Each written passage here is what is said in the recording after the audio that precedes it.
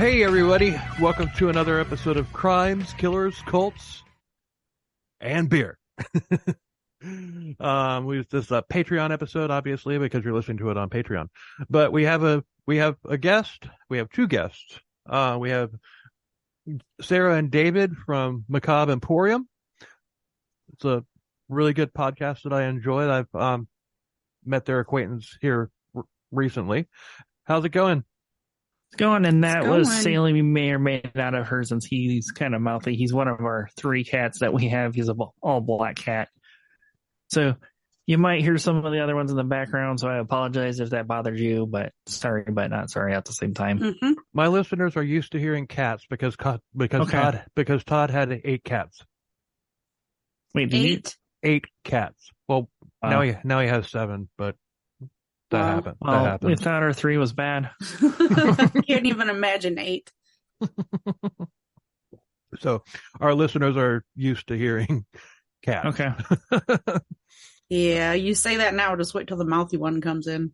Oh, he's got several mouthy ones, and occasionally they don't get along, and there's some of our episodes you'll hear like a cat fight in the background. Oh, jeez. Ours get along pretty well, so you won't hear too much of that. Yeah, Usually they just come in here and sleep. It didn't happen very often, but it did happen a couple times. So, tell our listeners a little bit about your podcast. All right, so Macabre Emporium was found on the foundation of no big 6 names. So the big 6 names, as we have compiled our list, is we're not doing stories on Jeffrey Dahmer, Richard Ramirez, Ed Kemper, David Berkowitz, aka Son of Sam, Ted Bundy, and every time we do this, I always forget that last one. Ed Gein. BTK? No, John Wayne Gacy. I just remembered. Oh, yeah. So yeah, all of the same names you hear pounded over and over. Elsewhere, you're not hearing them on a Macabre Emporium podcast, other than a reference point as so this is like so and so, basically. Mm-hmm. Yeah. We also do some paranormal stories. I've done a paranormal story on what's known as the Ackley House, or also known as the Ghostbuster Defense in the state of New York, where they have to legally disclose if a house is actually haunted or not because of this house, and some crazy history as well too that I'm going to be sharing with Bill here that he has not heard. Mm-hmm. So Sarah, she does a lot of true crime. She does mostly true crime. Yep. We also do origin stories on things like random things. Like I've done an origin story on ice cream, and then driving past the cemetery one day, I got curious about that. I've done an episode on that as well. So according to New York, then ghosts are real.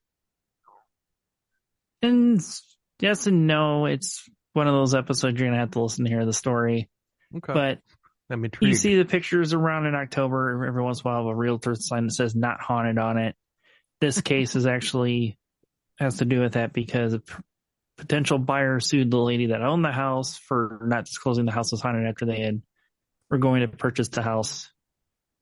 So, they actually did buy the house, and then they were in the process of buying it, backed out because of all the alleged paranormal activity that was going in it, and then they sued her for the money basically for it.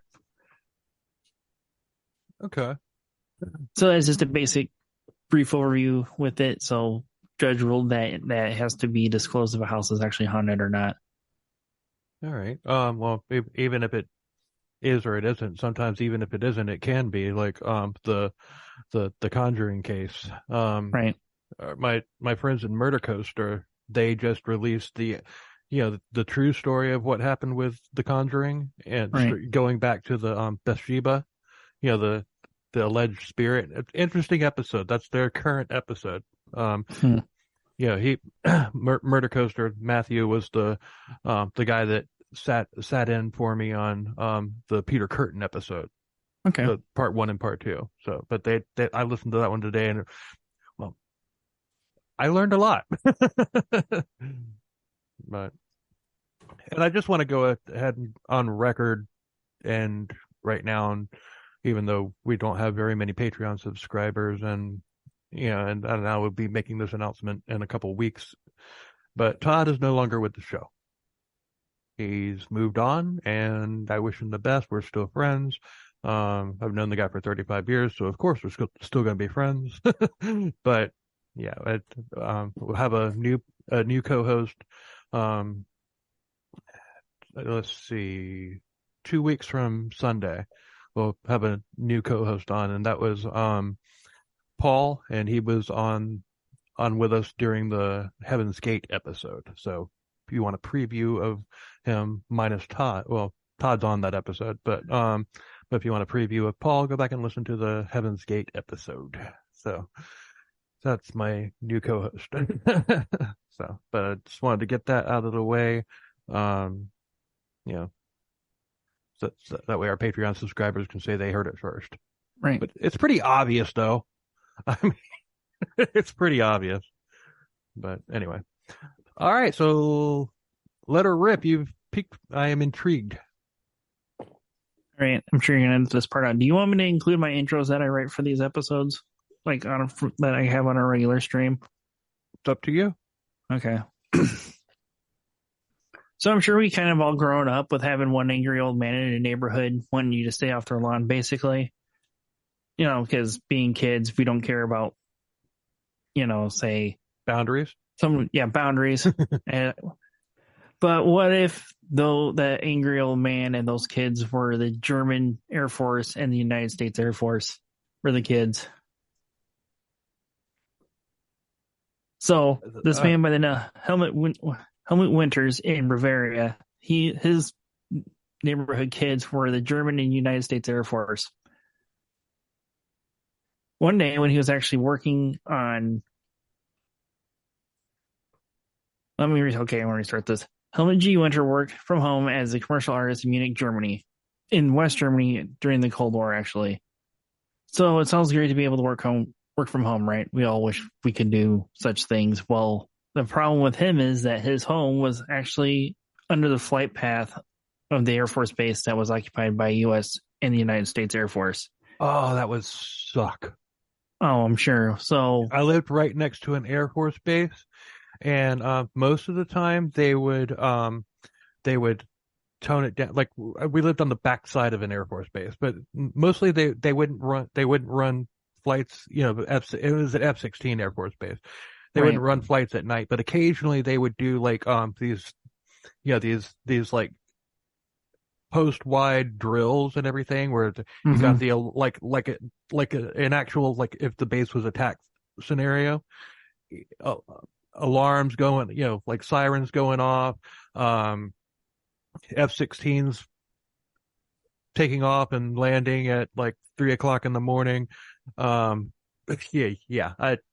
know I can feel this guy's pain. Right. So the thing is, he was a graphic artist, and he was doing the finishing touches of one of his current pieces that he was doing for one of his clients because of how low these planes were flying. They were actually rattling his personal belongings, and it caused an inkwell to fall over on a piece that he was finishing up, and that was basically his last straw. These planes were flying as low as 450 feet above his house, and sometimes helicopters under 150 feet. He would also claim that they were flying so low that he could actually see the faces of these pilots. Oh, wow.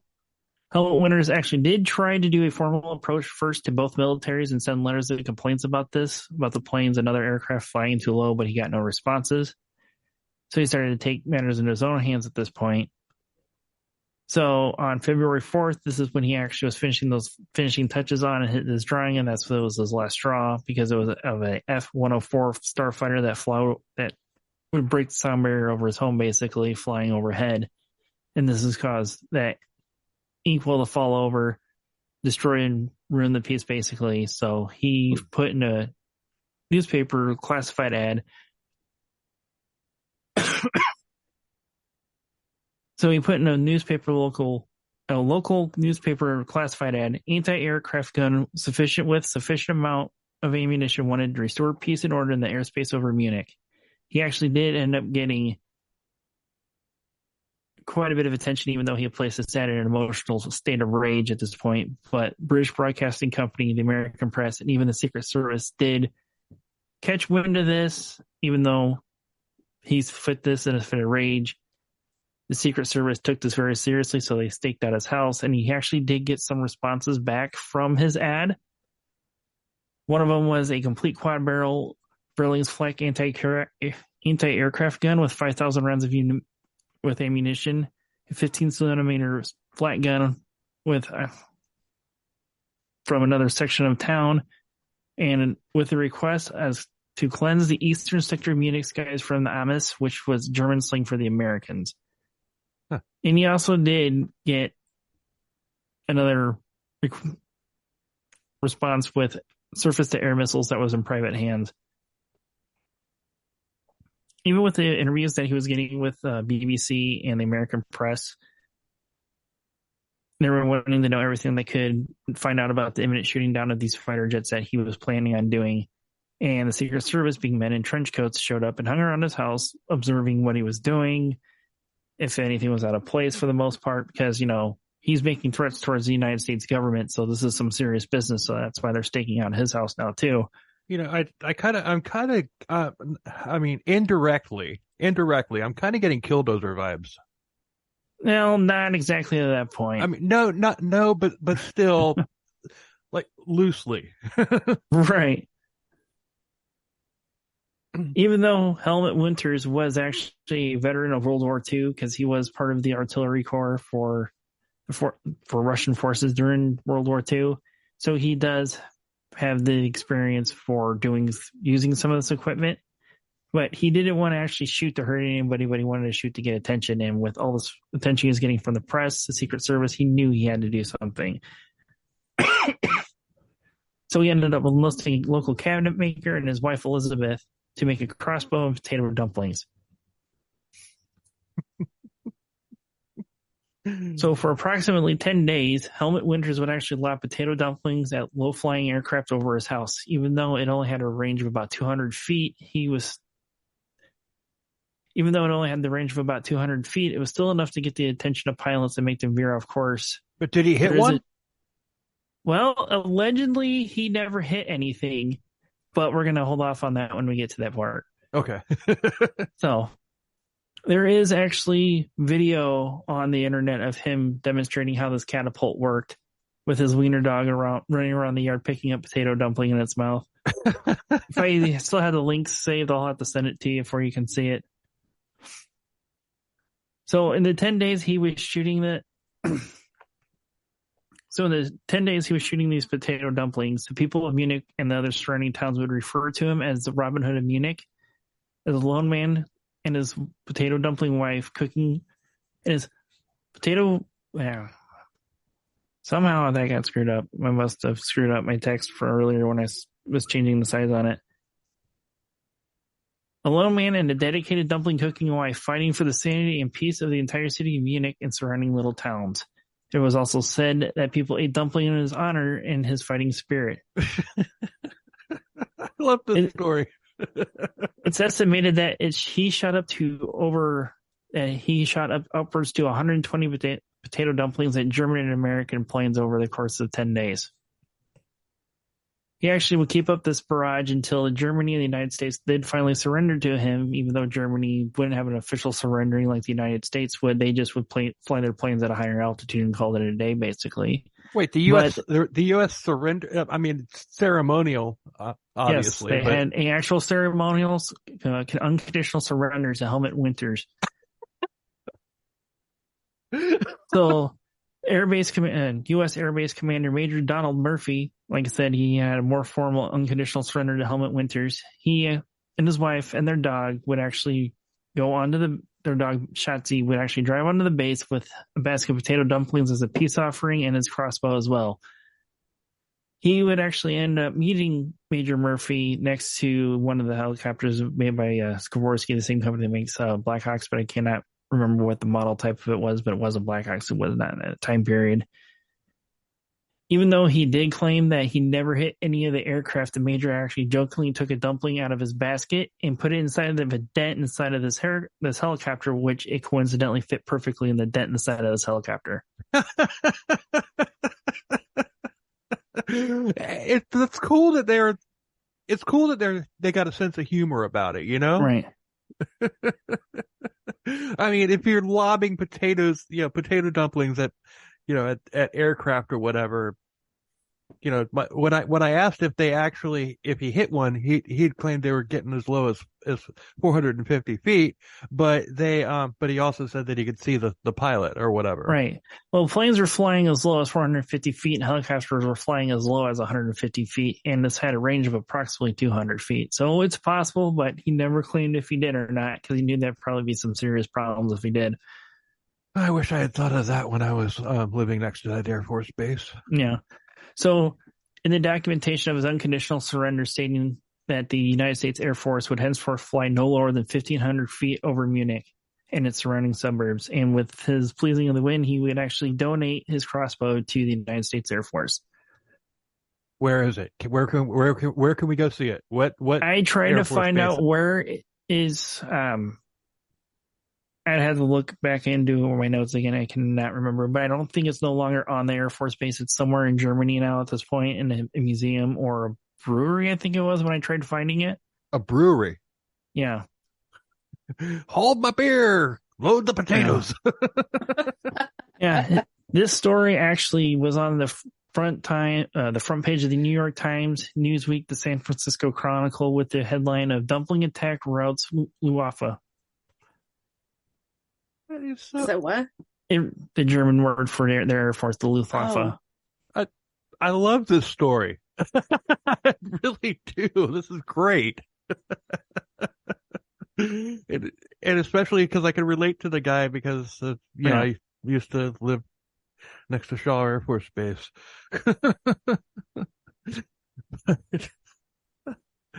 That's great. He actually did end up winning an award that was named after Carl Valentine, which was a comedian in Germany, for using humor to solve a public policy problem. And then he also go on to create the dumpling order, which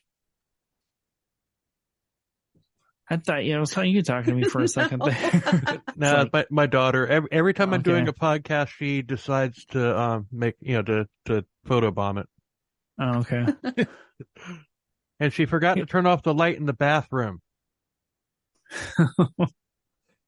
Turn off the light in the bathroom. You're overexposing. It doesn't matter. This video is not going up. But anyway.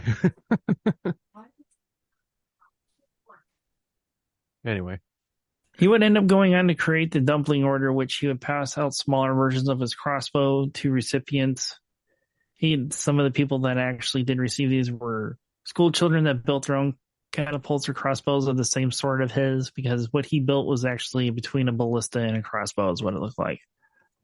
And some mural artist has also received what his award for, but the only articles I could find on it were in German, so they were not translatable to find out what the dumpling order was actually about. There's even a pop song that was written in the times of it, which I've actually found it on a 45, but it's like $35 plus shipping from Germany to get it. So, the hell with that. And it's not even available on YouTube anywhere, unfortunately. Because I've tried, there's a small clip of it, I think, available on Discogs. But one of the lyrics of that song is, I'm the dumpling shooter from Bavaria, because I'm a friend of peace and quiet. I bet it was available on Kaza. That's a name I haven't heard in a long time. Same. Yeah. It's like core memory unlocked, but I don't even remember exactly what Kaza was, but I just remember the name. It was just like LimeWire. Oh, LimeWire, Napster. No, I'm sure it probably was on there.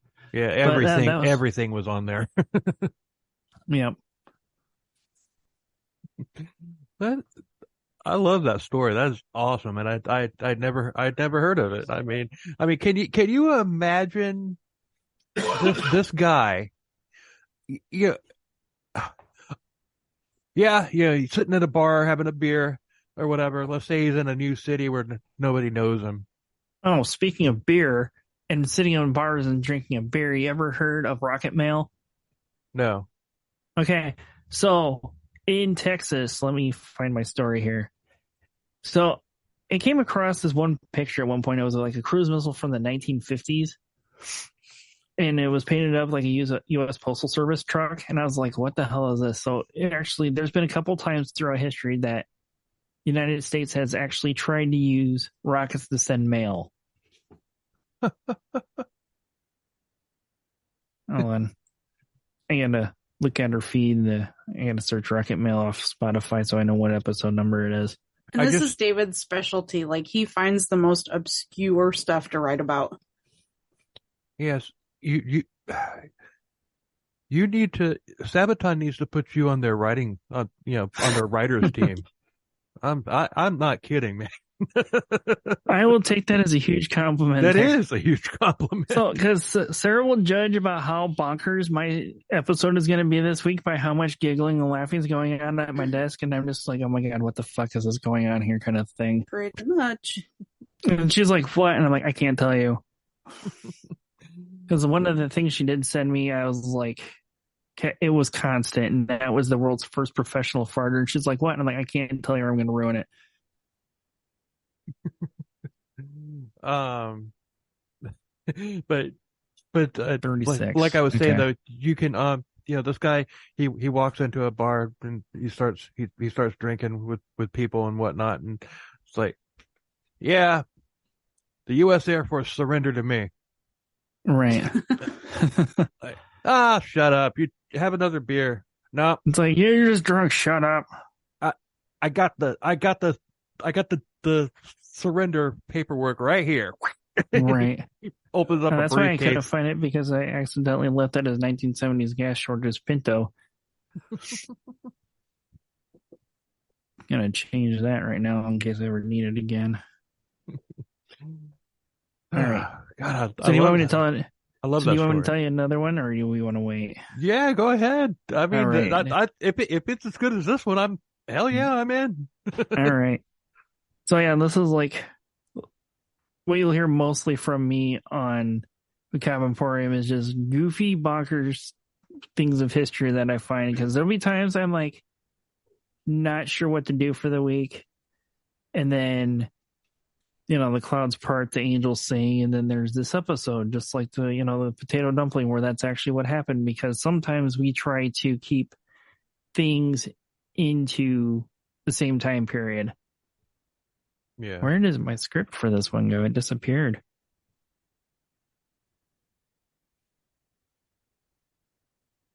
I've started saving all of my scripts for just this reason, in case I wind up. Yeah, well, I have them saved, but apparently that was when I started to do the Ford when Ford Motor Company got put on trial for murder here in the state of Indiana.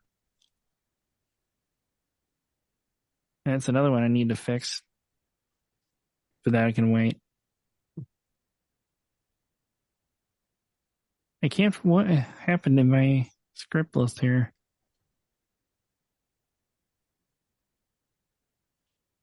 Did we make a folder for it?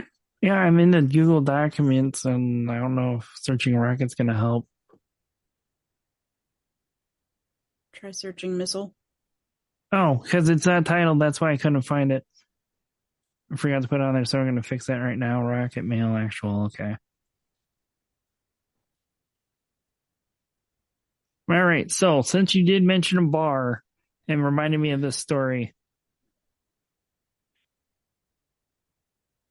Oh, I had to go back to that one was too far on this one.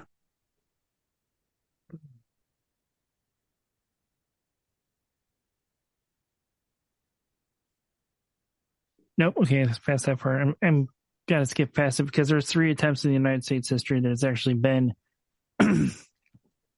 mail attempts have actually been made, and one of these rockets is still on display in state of New Jersey. But on July 2nd, 1936, the patrons of the U.S. bar in Hidalgo, Mexico, would have quite the sudden shock while nursing their shots of tequila and their beers when a rocket comes flying into the bar. This was only one of the 5 rockets launched by a 16-year-old of Texas known as Keith Rumble. So Keith Rumble and his father came up with this idea when American Legion Post 37 in McAllen, Texas, that was trying to raise money to construct their own union hall, basically, that they came up with the idea of rocket stamps after hearing about the first attempt earlier that same year in New Jersey. That's a whole other story, but this one specifically came to mind because of what happened. So they would end up selling their rocket stamps for 50 cents and we also would call it the first international rocket mail, because their plan was to send 5 rockets into Mexico over the Rio Grande River and then have people on the Mexican side of the river send them back over to make it officially international mail once it's terminated back in the United States. So he would make 5 rockets, and these aren't like the little hobby rockets that you can pick up at your hobby store or at Hobby Lobby. These rockets were about 7 inches in length and 12 inches in diameter. So these are some pretty good sized rockets. Yeah. So, and also this could be the only time in the entire world history where 2 countries fired rockets at each other just for the fun of it. For the most part. So the first rocket ended up exploding over the Rio Grande River about 100 yards away from where it was launched. The second rocket would go sailing into the U.S. bar that I had just mentioned, and some bargoers would swear off drinking as a rocket landed inside after, this 12-inch diameter, 7-inch long rocket comes careening into a bar where everybody's sitting just trying to relax. And the Mexican officials actually insisted on calling this the U.S. bar tragedy after it happened. The third rocket actually would take its own trajectory and landed on a roof on the other side of the river. And just by chance, this house was only one of the few houses in the area that had shingle asphalt roofing on it instead of thatched roofing. Rocket number 4 would actually land in a cornfield and catching it on fire. And the 5th rocket, I could never find anything. I think they kind of decided there was time to stop shooting rockets after that happened. And then they would end up collecting the 2 remaining rockets that actually did make it to Mexico and shooting them back into Texas. And you can still find some of these postcards and stamps that they sold to raise money for the American Legion Post for going anywhere from $50 to $150 today online. That's crazy. You're just I had another vibe on this one. That scene in Monty Python and the Holy Grail when Lancelot and his riding mate are going through the woods and everything. Meanwhile, the prince ties a letter to an arrow and fires it out the window. Oh, yeah. And it hits, message for you, sir. Right. So also with that, the United States government finally got their hands in on it in 1959, but this was more of a show of force, so fuck around to find out to Russia at this time because of them setting up in Cuba, basically. The show is like, hey, this is our capabilities with our rocketry. You really want to mess with us? Because they used the guise of saying that we need to find a faster, better way to send mail. So they loaded up 1,500 or so. I don't remember exactly off the top of my head. Oh, excuse me. It was 3,000 letters they created to go to President Eisenhower at the time, Vice President Nixon, congressmen, state governors, and all postmaster generals in the Postal Union.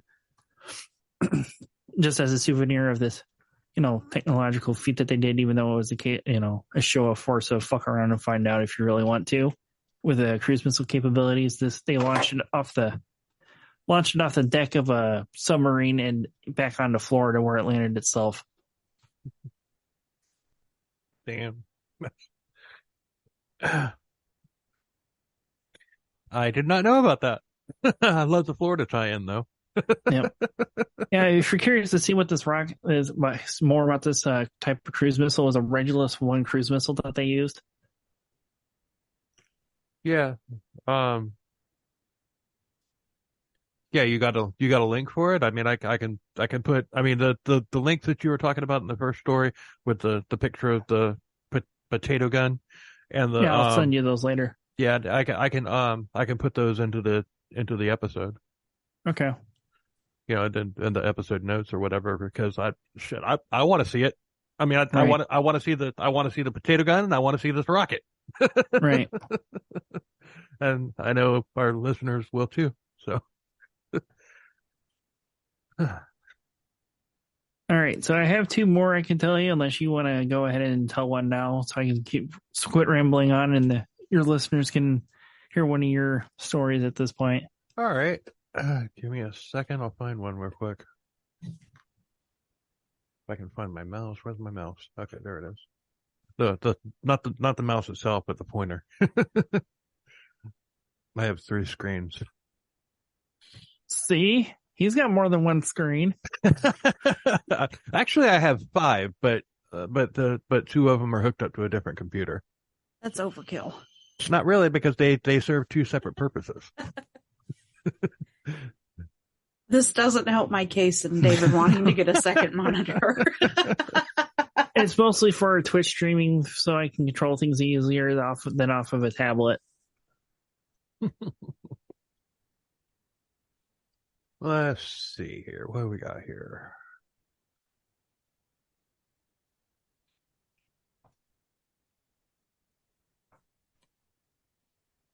I'll edit this gap out. That's no big deal. I figured that would be the case. Yeah. Usually we just stop so it saves me the trouble from having to scroll, Well, even with even when I have to return some of the beer, right? You know what I mean? I'll just leave it running. It's it's easy. It's easier. It's just easier that way, especially when you're dealing with multiple people. Right.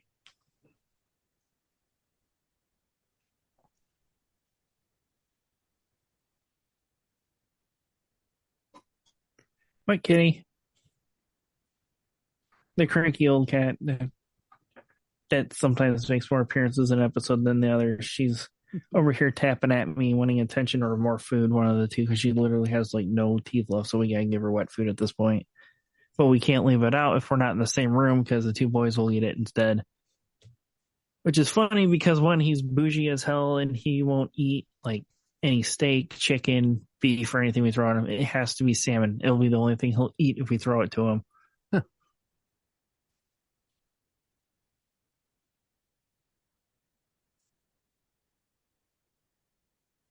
I mean, Sarah does have a very short true crime case that she could throw in there, the Valparaiso chicken fucker. Go right ahead. I mean, right now, right now, do y'all ever listen to the podcast That's So Fucked Up? No, I never heard of it. It's really good. How about you, David? No, I haven't heard of that one. Might have to look into. And I don't need to look into anymore. I already have a huge list of stuff.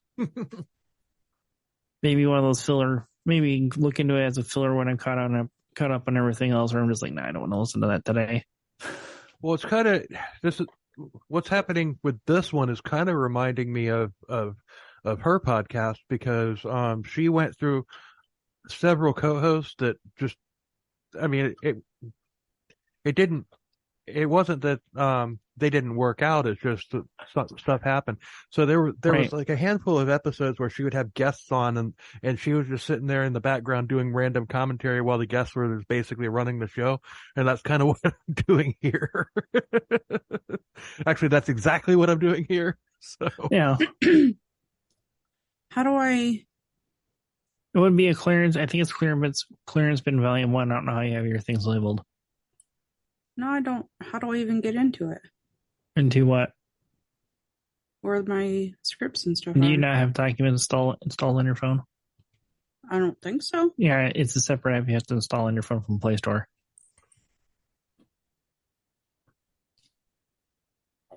Oh, I do.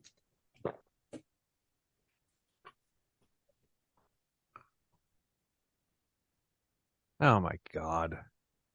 Oh. I'm going through the rest of this list that I had.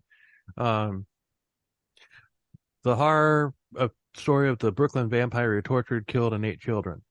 It's without even scrolling down, and I'm thinking, showbiz. Right. Yeah, that's exactly who it was. Yeah, when we met with Jerry Pauly of Hillbilly Horror Stories, he brought up Albert Fish, and I'm just like, don't say it. Well, technically, that's not ripping anybody off, because he did say that. Right, but the way that you and I know it, I wasn't trying to bring other podcast stuff into it when this was about Sarah and I and our show at the time. Yeah, I mean, a couple of times, on one of the Peter Curtin episodes, me and Matthew did showbiz, and I just okay, yeah, shout out to Time Suck, because you have to. Right. Although when Time Suck covered Larry Hall and James Keane, yeah, we did that one over a year ago. And it's just like I was wondering what he was going to do for the voice, because I did the voice that was on the Apple TV series. Mm-hmm. And the voice, I think he was initially going to do that, but then either he heard my episode or somebody told him about it, and it's just like, nah, somebody else has done that. So that's what he came up with, the historical reenactment thing that he did, which was great. Wasn't Larry Hall the weepy voice killer or whatever that would like make confessions while crying or something like that? Or am I thinking of somebody else? No, but they sound alike. Like to the point to where I am serious. I'm not going to have time to get it done this year, but I would seriously consider for next year, and we'll cover the weepy voice killer at some point. Okay. But I'm going to do like because you know damn well I'm going to do the weepy voice killer's voice when I cover that one. Right. But I'm going to do for Christmas next year, I'm going to do a version of Baby It's Cold Outside with the weepy voice killer and Larry Hall. Oh God. Oh jeez. Yeah, I'm looking at doing the Christmas truce this year for Christmas. What? I hadn't thought about that, but so I won't do it. It's a possibility of me doing that, but I don't know if I'm 100% committed to doing it yet or not. I don't know if there's enough material for that though. Like, unless you're going to do like a potpourri episode like this. We have those. They're called clearance bin episodes, so maybe. It's a great story though, and an amazing song. Right. All right. I think Sarah's found her script here, unless you want to do one first before she does hers. I'm still looking. Okay. Mine isn't too long. But this comes out of Indiana as well, too, so. Yeah. Before I start, are you good with like cussing? Because I have a hard problem with not. Have you heard my show? Have you heard honestly, I haven't, David. Have you heard my fucking show? God damn it. All right. I'm gonna take that as you're good to go. Yeah, she doesn't get as much time to listen to podcasts as I do with her line of work. No, unfortunately. It's all good. She tries to listen to stuff, but it'll take her like the entire day to listen to maybe about 20 minutes of it, basically. Pretty much. If she's lucky.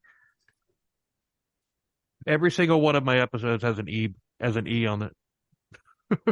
Yeah, we do the same thing too, just for explicit content. Oh, yeah. I basically just do it because, we're talking true crime and violence here, basically. Oh, there's cussing in every single one of my episodes. Right. I'm sure there is too when we're not even thinking about it, because we just sit here as we're having our own conversation, basically. Pretty much. Yeah. Now you got Christmas truce stuck in my head. Is that another Sabaton thing? It is. No. No. Oh, I'm sorry. I'm sorry. I'm sorry. Not on a recent Sabaton album I just bought. You just bought one? Yeah. Oh, duh. Sorry, yeah, I was there. It just happened to be the one. On the one album there that I actually heard majority of the songs on. I gotta stretch my legs out because of this chair is fucking making me sit up straight, and I can't adjust it. Fucking sucks compared to the one that I had. Kinda, almost, but it's still better than what I had. But as far as songs to be stuck in your head... But it was free, so I can't complain. As far as songs to be stuck in your head, I can think of much worse songs than Christmas Truce. So... We all could. Yeah. Actually, having Christmas truce stuck in your head is definitely not a bad thing. Right. But anyway. All right. You ready? Yes, ma'am. All right. So, God, that is really echoey. Now you hear it finally? Yeah, I do. Is it me or is it you? No, I think it's our room, because we got Audio Technica boom arm, broadcaster mic arms not too long ago to just free up space on our table. We've had this weird echo all of it since we've gotten it. Yeah. And she's like, I don't hear it. And I'm like, it's there. And now she finally hears it after almost a month of having them now. Yeah. I don't hear it. I hear it was really bad. I don't moved know. the mic up though, so maybe that'll help. Here, let's try something. Close the door partially so the cats can still come in and out. That might be it because it's going out in the hallway and bouncing around in think? there. Maybe. Did I show David? Did I show you the picture of my boom arm mount? Yeah. You sent me the Amazon link to it. I was like, wow, because I had just never seen it before. Because the light's in it? Yeah. No, I mean what I Yeah. have it mounted on because the Oh, mount, yeah. You sent me the vice that you have it attached to right now. Yeah, I kept breaking them because they're so flimsy and everything, and Right. because I'm constantly moving mine around and everything. It doesn't just Right. sit there, and they break. So I bought a freaking vise and mounted it to Yeah. my desk. Well, I mean, if it's working, it's working. Oh, it's working. I was telling David, I said if I ever break the vise, I'm just going to quit podcasting. And the only way that's going to break is if there was an air pocket that formed in the middle of it during casting, but I doubt that would happen. An air pocket? Yeah. Well, it's because it's made out of iron. Oh. All right. You ready? Yep. Okay. So let me start off with asking if you know who Trent Reznor is. Yes. Okay. So there's this man named Michael Bassagano from Hobart, Indiana. And we'll say, just to give you a visual of what he looks like, and you can... There's a town in Indiana called Hobart. Yeah. Yep. That is crazy because because the cult leader that I was under, his name was Hobart. Oh. And I don't know if... and the headquarters were in Indiana. Right. Which I think I had told that to Sarah about the last time we went out to Fort Wayne, that it's kind of in our area around Syracuse because there's a record store down in that general direction we go to every once in a while. Yep. But yeah, so just kind of imagine Trent Reznor if he really knew his way around a banjo. If you catch my drift. No. Take. David knows Not what like I'm talking that. about. Yeah. Oh, don't worry. She got me Yes, their Banjo I know, Academy t-shirt yeah. one year. Oh, okay. I understand that fully. Okay. But yeah, you'll have to Google this dude after I'm done telling you about him so you can see what I mean with that reference. Okay. Anyways, Michael was first arrested in 1991 when he was found inside of a chicken coop with dead chickens at his feet. His second arrest came from breaking a rooster's neck before he found out his neighbors. What? No. Sorry. His second arrest came from breaking a rooster's neck before being found in his neighbor's goose pen attempting to rape the geese. He was taken to court and pled guilty. I have questions. You'll have a lot more by the end of this. Well, okay, then we'll just do them as they come because I don't have a notebook near me, so I can't write them down. Fire away. Okay. One thing that I have never understood about stories like that, about somebody taking liberties with a chicken or a goose, I'm imagining that the area would be like much smaller than normal, so that must say something about the perpetrator. Well, they also have to lay eggs too, so they do expand. You ruined my joke. Damn it. No, I get what you're saying. He probably was. You guys are talking. You got that micropene episode. I was trying to expand on that, and you just validated. Right. Well, micropene regime because they were fucking neo-Nazis. So yeah. Okay. No, so he was. I had to go there. No, that's fine. He was taken to court and pled guilty to a misdemeanor and was charged a $500 fine. This was not his first time. He had a long history of sexually abusing animals and killing them, mainly dogs, chickens, and guinea fowl. And what? Guinea fowl? Oh, okay. I know what they are. Yeah. He said himself that he would sleep with dead animals and even slept with a dead raccoon as a child.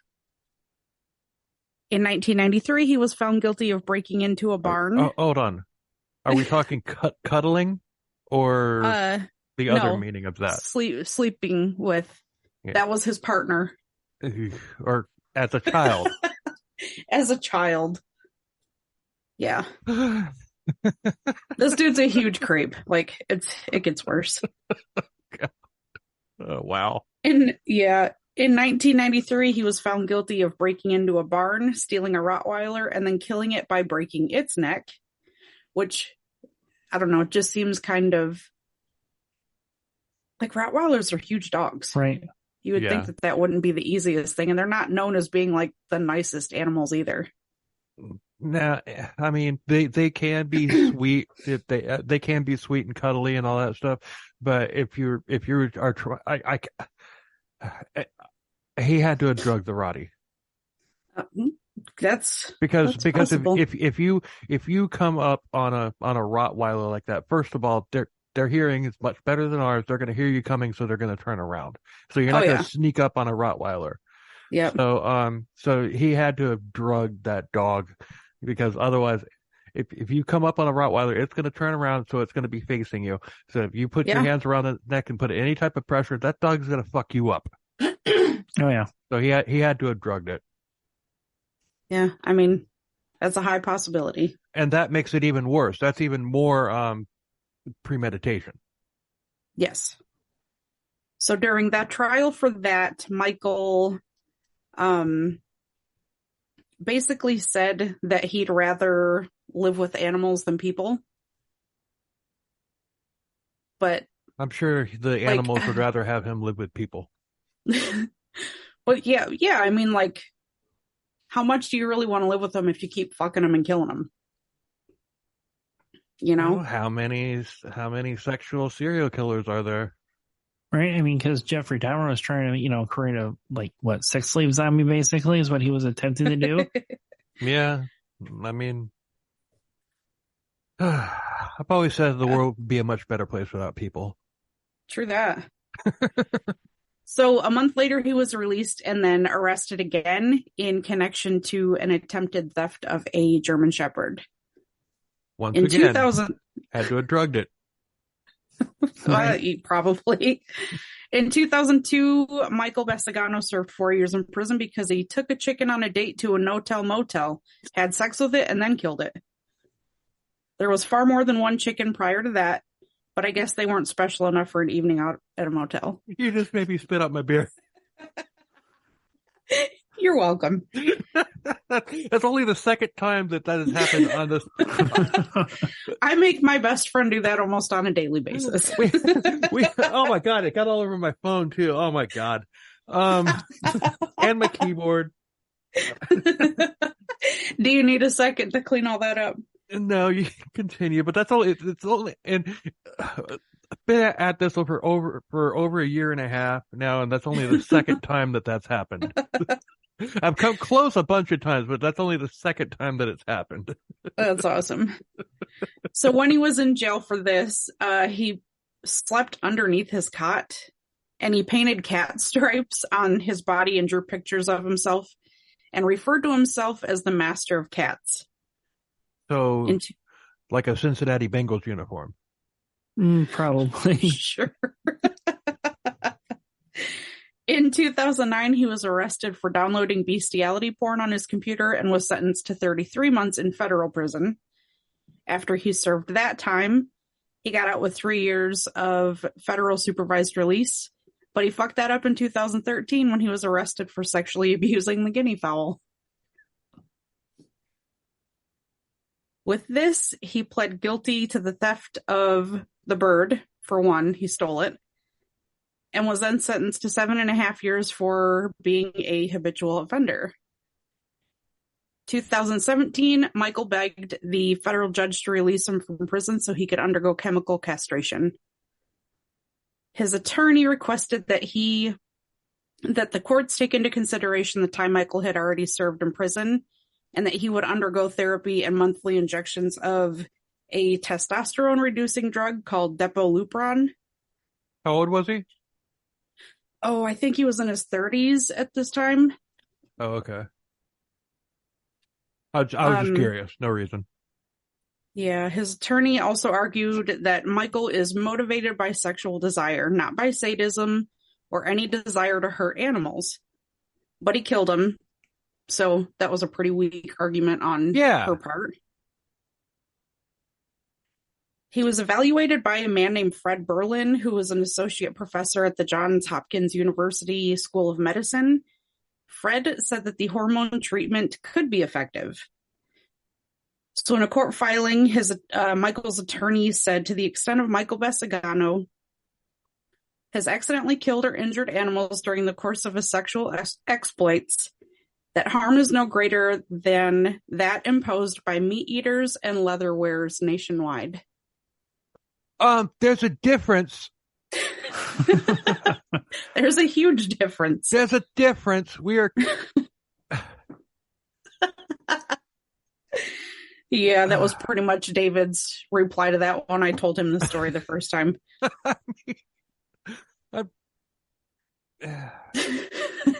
Just no words, right? I don't even have to elaborate. The joke writes itself. It's just there. I don't even need to elaborate. Yep. So his attorney went on to say, Mr. Besagano's history is unique. His entire history is within both the federal and state prison systems is entirely animated by his sexual preferences. Those preferences are almost certainly the result of Mr. Besagano's remarkably traumatic childhood. Unable to receive or seek affection from his parents, he sought that affection from animals. So to kind of end this off, his attorney also wrote, Mr. Besagano poses no risk of harm whatsoever to the human members of his community. Just the animals. That is probably the only thing she said that was accurate. However, that leaves the untargeted humans in his community to have to pull double duty on the farm, making sure this idiot wasn't wandering around trying to poke one of their animals' buttholes. And there is a song by a punk band from Valparaiso, Indiana, and they're called Violated, and they actually made a song in 2005, and it is literally called Chicken Fucker Motel, and it's about this guy. Oh, man. Indiana's wild. Yeah. A little bit. Indiana and California are cult central in the United States. Oh, yeah. Oh, that's crazy. There was somebody that we covered recently, and I can't remember who the hell. I'm scrolling through my feed right now, trying to remember. But there was somebody that we covered recently that was just all into animals too, but I can't find it.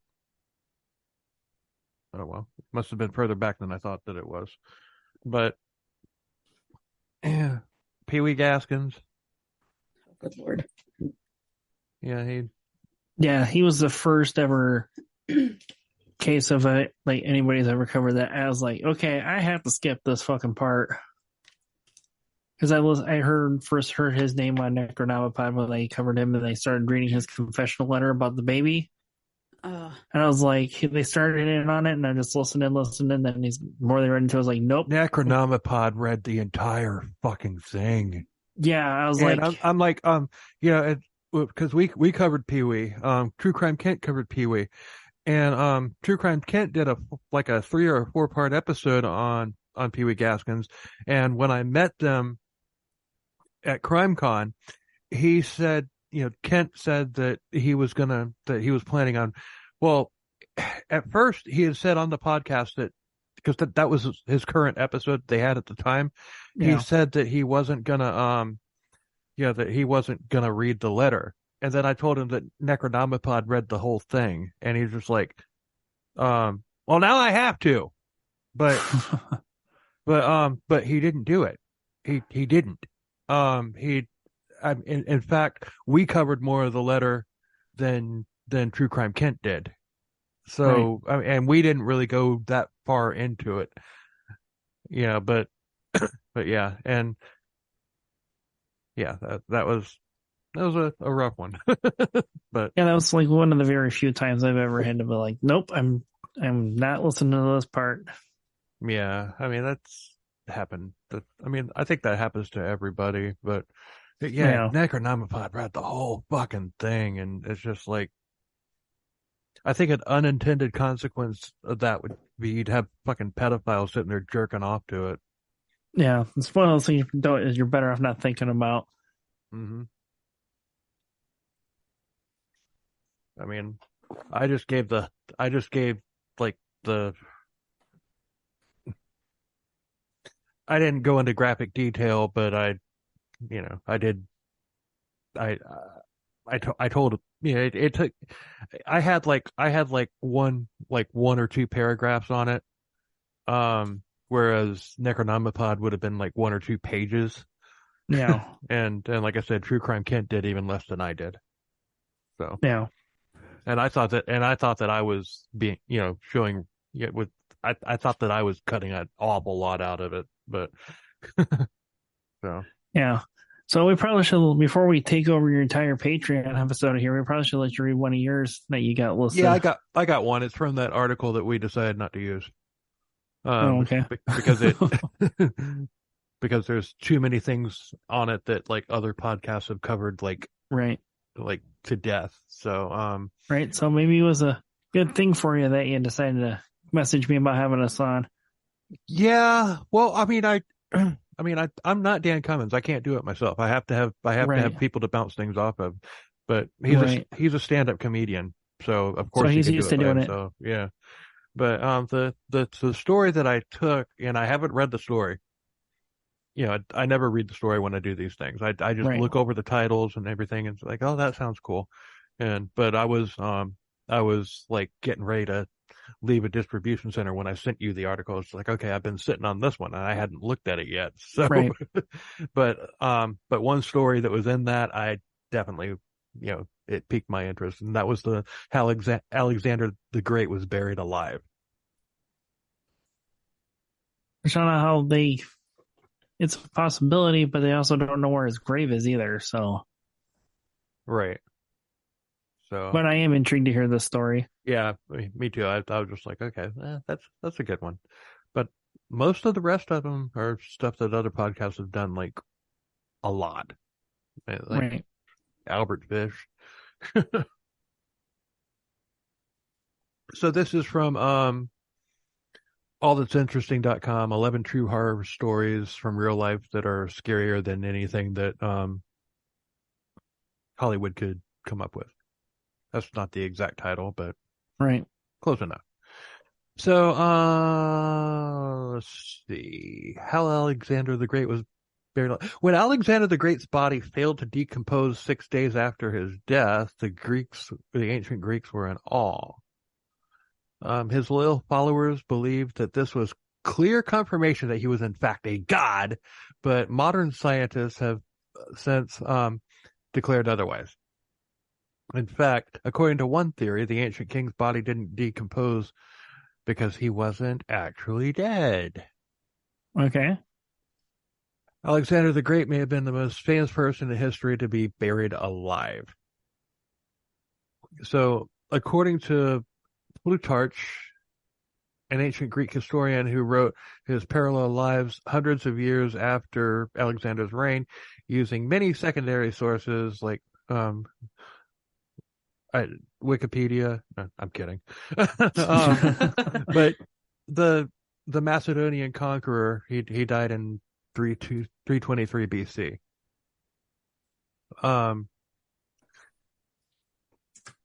And after a 24-hour drinking spree, he came down with a fever and felt a sudden pain in his back as though smitten with a spear. And pretty soon he was paralyzed, and soon after he was rendered speechless. So eventually the 32-year-old Alexander the Great was pronounced dead. I think Time Suck did an early episode on Alexander, didn't he? He might have. I don't remember. I think he did. But and then he did the Alexander the Great library, but I haven't listened to that one yet. I probably will, but the cause of death has been a mystery for millennia, but one doctor recently thought that she cracked it. February of 2019, Catherine Hall at the University of Otago in New Zealand posted in the Ancient History Bulletin that Alexander suffered from Guillain-Barré syndrome, GBS. And it's a rare autoimmune disorder that can lead to fever, abdominal pain, and paralysis, which to Hall seems to exactly fit Plutarch's account of Alexander's death. All right. Yeah, Timesuck did do one. It was either Timesuck or Last Podcast on the Left, one or the other, or maybe both. Well, who knows? I'm pretty sure he's done one on the Library of Alexandria and also Alexander the Great. I believe he's done both, actually. Yeah, he's the Library of Alexandria was recent, but I think Alexander the Great himself was a very early one for him. Yeah. Probably back when he was recording his kitchen table. I don't remember. Probably. Almost 400 episodes. I'm not going to remember every single one. Yeah, I'm sitting here be releasing number 87 on Sunday. Yay. Right. So the combination of ascending paralysis with normal mental ability is very rare, and I have only seen it with GPS. GBS. She suggested that Alexander contracted the rare disorder from I am not even going to try to pronounce that, infection. We've had our moments like that too.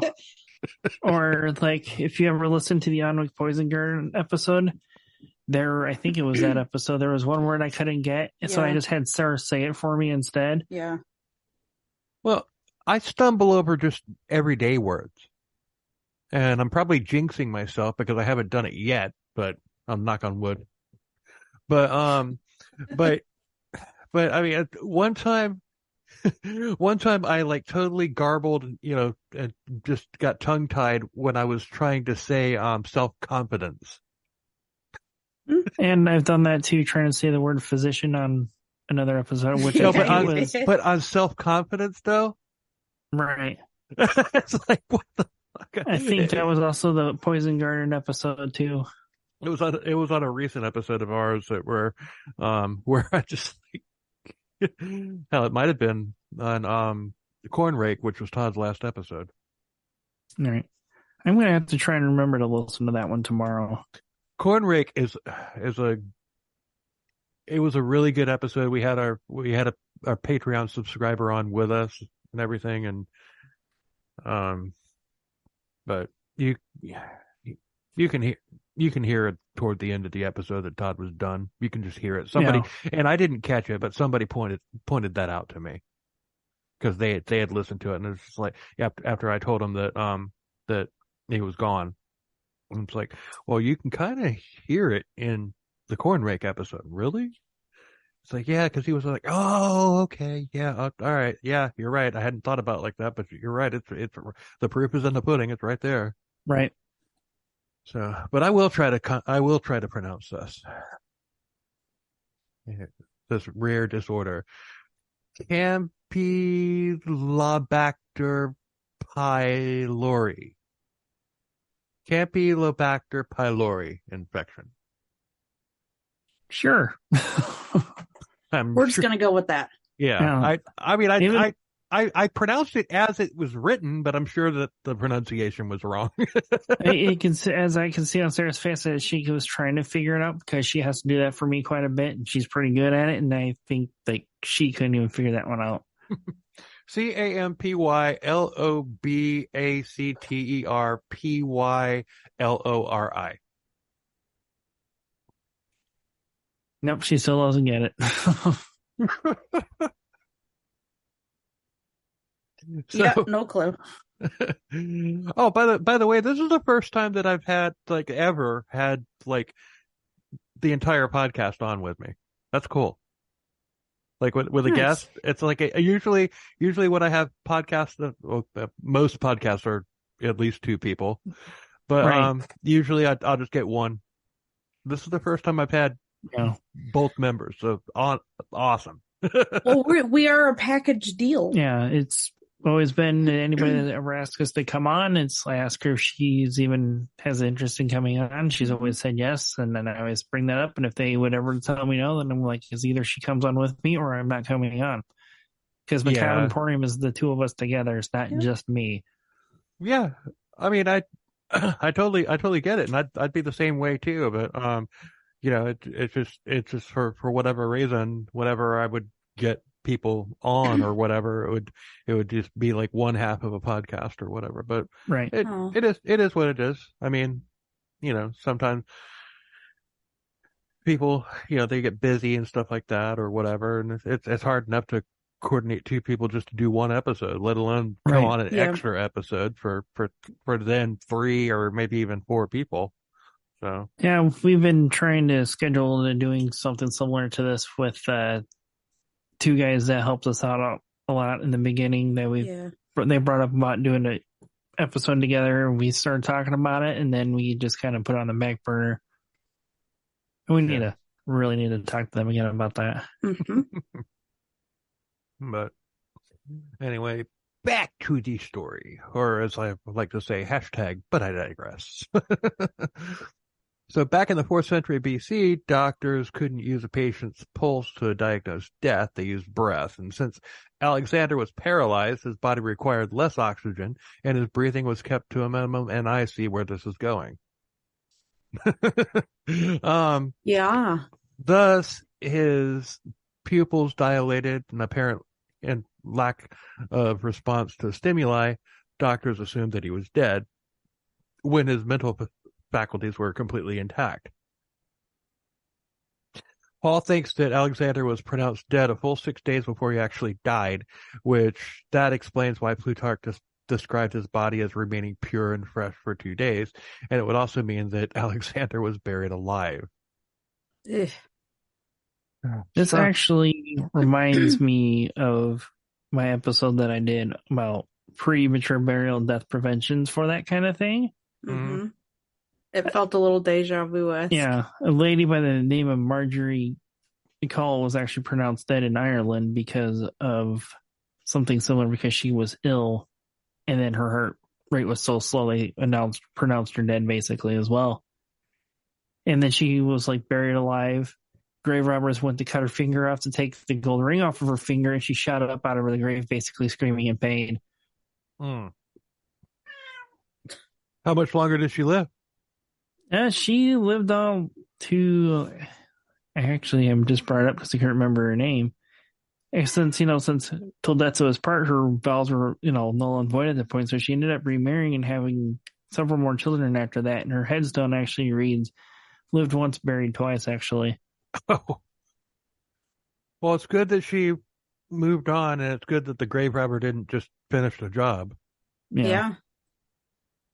So, but some scholars dispute Hall's explanation. For one, her source material was written more than 400 years after the death in question, and it's nearly impossible to properly diagnose somebody without examining their remains. And as you guys were saying before, Alexander's burial site has never been found. But even still, Hall's is a freaky theory and a real-life horror story for the ages. And she said, I wanted to stimulate new debate and discussion and possibly rewrite the history books by arguing Alexander's real death was 6 days later than previously accepted. Right. The enduring mystery of his death continues to attract both public and scholastic interest. The elegance of not GPS, but GBS diagnosis for the cause of his death is that it explains so many otherwise diverse elements and renders them into a coherent whole. WHOLE. Right. It's a tidy diagnosis, but it means that Alexander the Great, the bright military mind who conquered half the planet, may have very well witnessed his own funeral. Huh. That's a scary thought. Yeah. If that was me. Yep. No, that is scary. I mean, being buried alive, I don't know. You guys ever watch the show The Orville, but Seth MacFarlane. We watched We like did, the yeah. first or two seasons, and We then watched all of it. I thought it went on to Hulu at one point, or was Yeah. going to, and I don't think it ever did. Is Yeah, it back on? No, it got canceled, Oh, okay. which sucks because it was really good. Yeah, we liked it too. and Sarah's not really into sci-fi, but she really liked watching that with me. Yeah, because it was stupid. Yeah, But the first season was stupid, but the second and third seasons, they like really became a legit sci-fi show yeah, with funny stuff thrown in. But one of them, his first officer, which is his ex-wife, asks, well, I don't want to live forever, and the captain, which is Seth MacFarlane, he says, well, I do. She's like, why? He's like, I want to see what happens. Yeah. right. And you know what? That's exactly how I feel. It's like I want to see us get like interstellar travel. I want to see all that happen, but I'm not going to. Right. Is it going to happen eventually, but not in this lifetime? But Technology's I not want to there. see it. I want to see it. Right. But in my premature and death prevention episode, they're actually in Germany, they would actually build special boxes over top of open graves to watch for any signs of life, like fogging of the glass in the box, and watch for decomposition. And when the body was far enough decomposition along the way, they would actually just slide off the bottom and drop it into the grave.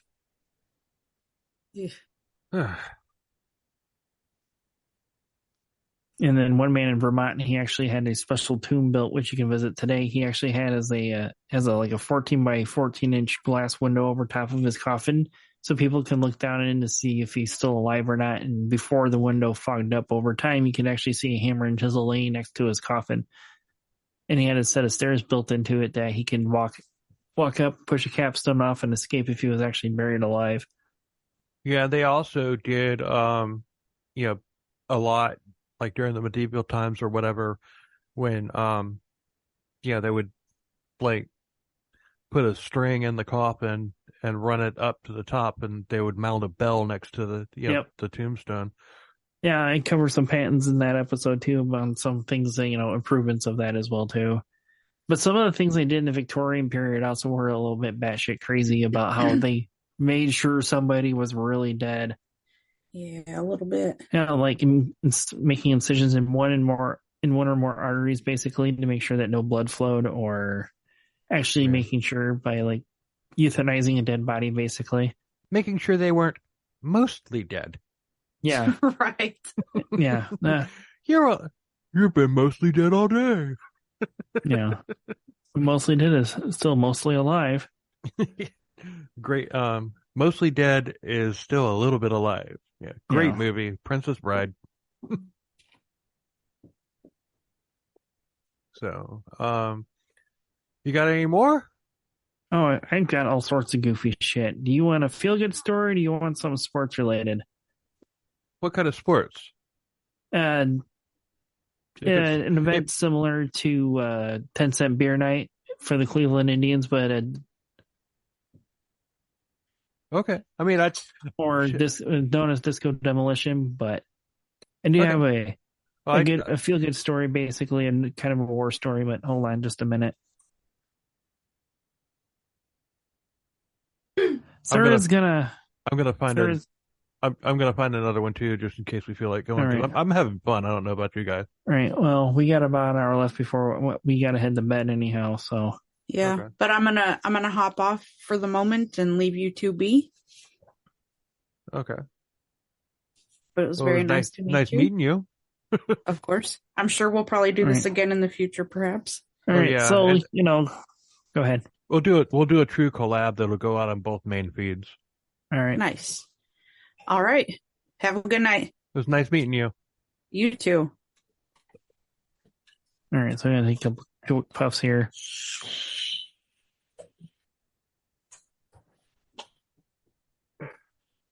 Actually, we'll save a sports one for another day, because I've come to love the story, because one of our listeners actually customized a 1979 Camaro Hot Wheels car for me, and he brought it to me this past weekend. So have you ever heard of Helgi Meyer? Maybe. Okay, so he was also known as God's Rambo. Oops, I have my wrong list open for this. Hold on a second. Oh boy, that sounds culty to me.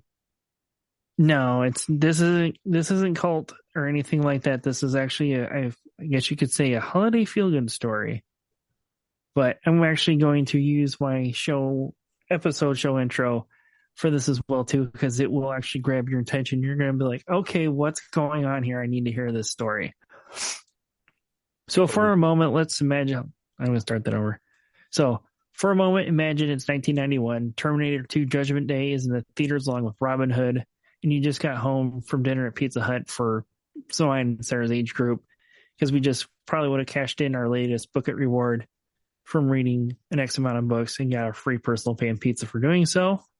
and the Simpsons have taken over the airwaves on Sunday night television. Grab some water real quick here. Metallica has released their Black album. Every couple at this time has made Bryan Adams' song "I Do It For You" their song. Life is going great here in the United States, but however, in war-torn Yugoslavia, thousands of people are left without basic needs, a warm place to stay, or life-saving medicine. That also unfortunately caused the demise of the great automobile, the Yugo. Right. Sorry, did not mean to do that in the mic. No, but yeah, that was a joke. That car. Oh, I know. Oh, yeah, I know. I remember vaguely seeing a couple here. So with their desperate pleas to God and their prayers for relief, as the sound of war becomes all too familiar, but maybe, just maybe, sometimes the night was quiet enough. Instead of distant gunfire and bombings breaking the silence, the sound of a supercharged engine and tires squealing pierced the night.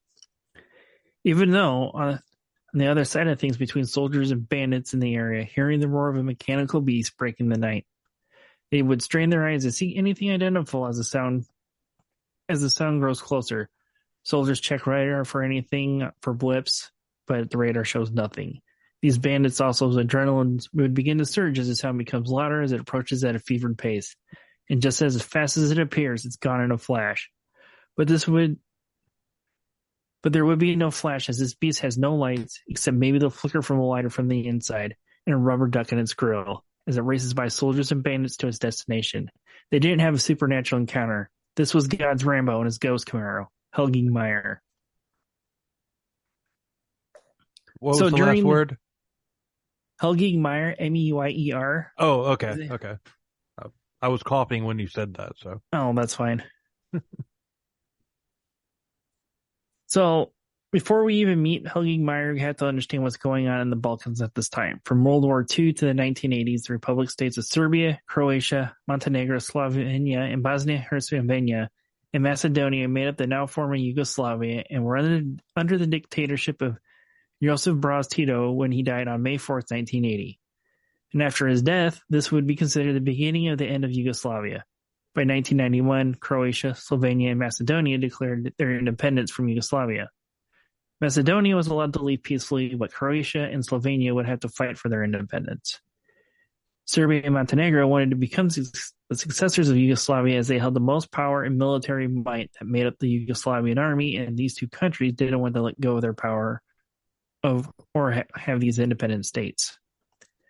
When Bosnia and Herzegovina declared their independence, the population was split. One half wanted to stay part of the Yugoslavia under the control of Serbia, while the other wanted their independence, causing them to break out in a civil war in the early 1990s. At first, during the Civil War, aid was being supplied by the United Nations and other countries by trucks, but as trucks are, as you know personally, trucks are slow and easy targets for bandits and the opposing forces, basically. Only if they stop. True, but this is also in a war-torn country. So yeah, true. So the road may or may not be there in its entirety. But as more and more trucks started getting blown up or robbed, the UN would stop sending trucks. Seeing the Balkans broken out in war, Helgi Meyer was left speechless by those dying in these conflicts, especially the children and the elderly, and he felt compelled to do something about it as he learned that aid was not being sent anymore, as it was deemed too dangerous because of this war zone being robbed, blown up, etc., etc. I lost my spot. So, seeing all this, he wanted to help those in need. So at first he would turn to the European nations for help, but one by one they turned him away until he made the decision to try his luck with the United States military. Helgingmeyer would travel to Rhein-Main Air Force Base in Frankfurt, Germany. Here he would meet up with the Army commander of the base, which I wasn't able to find his name for this story when I did it on our own show. That he would suggest to them, instead of sending slow, heavy trucks, we need to send something light, fast, and stealthy. With the United States Army on board with this plan, he would end up using a 1979 Camaro he bought from a U.S. serviceman in 1986 and would get to work on his Ghost Camaro. So with the help of the United States Army, either the United States Army or Air Force, because sources on this did vary on who helped them on this, they would strip his Camaro down, basically removing all interior except for the front two seats, and that was left to the interior, basically. Everything else was gone. They had to strip all the excess weight out of this car. And they would basically turn it into a modern-day real-life Kit Knight Rider car. Wait. So they ended up putting Kevlar and steel plating to the body and the back window, the underbody as well, got steel plating on it, Kevlar inserts in the doors. They modified the V8 engine with a blower and nitrous oxide, increasing the horsepower to 440 when using nitrous oxide. They put an iron... Hold on. Are you familiar with Knight Rider? Well, I remember a little bit watching it. Well, it's like, okay. It was like this organization called FLAG, which was an acronym for the Foundation for Law and Government. Okay. Which really makes no sense. I'm saying this because it's like so ridiculous because, you know, when you think about it, but that was what TV was in the 80s. Right. You know, and it's just like the Foundation for Law and Government. You got a guy with a car. Yeah. You know? And were they like based out of a tractor trailer basically, and then he like right up and back in and out of it whenever he did the stuff? That's just how it was deployed. Like if they were going to a different location or whatever, and something happened, they could deploy it or whatever. It was just easier to transport kit and a thing. And that's on the video game Knight Rider, or what the hell was the name? Spy Hunter. Spy Hunter, yeah. That was the inspiration for that video game. Yeah. But it's just, it's like you got a guy with a car. Yeah. You know, and it's just like it's so freaking ridiculous. It's like the Foundation for Law and Government. Well, we already have law and we already have government. So why do we need a clandestine foundation for law and government? I mean, I can remember watching that even as a teenager, reruns, because I wasn't allowed to watch it, you know, actually, I started watching it in my, I guess in my like late teens or whatever. Right. I wasn't allowed to watch it as a kid. Right. Because TV was a sin. But yeah, because it's from the devil, basically, and it's a sin. Yeah. Yeah, but reading through the list of the things they did to his car, it reminded me of like the Knight Rider car, basically. Well, Knight Rider Kit was a Firebird, though. Right, but I mean, like all the gadgets that Kit had. Right, is when I was reading it. Even though, I mean, they're basically the same car, just different badging for the most part, and different motors, obviously. But for the most part, they're really the same car. So some of the other things that they did add, they added a mine clearing blade on the front of the car so he could push anti-vehicle mines out of his way, run flat tires. They painted the exterior car black, but not any regular everyday off-the-shelf black. They actually used the same matte black paint that they used to paint the stealth fighters and bombers with. Oh, cool. When was this? This was in the early 90s during the Bosnian that's Civil right. War. The fall of Yugoslavia. The fall of Yugoslavia. Yep, when Yugoslavia was coming apart. Yeah, Okay. It hadn't happened yet, but it just happened now. Yugoslavia. Got it. Yeah. They even equipped his car with military-grade GPS for the times. Thermal body heat detection was on board, a fire suppression system, infrared headlights. He had night vision available to him in the car, high-frequency ground-to-air radio to communicate with aircraft, and just for the fun of it, a yellow rubber ducky in the grill. I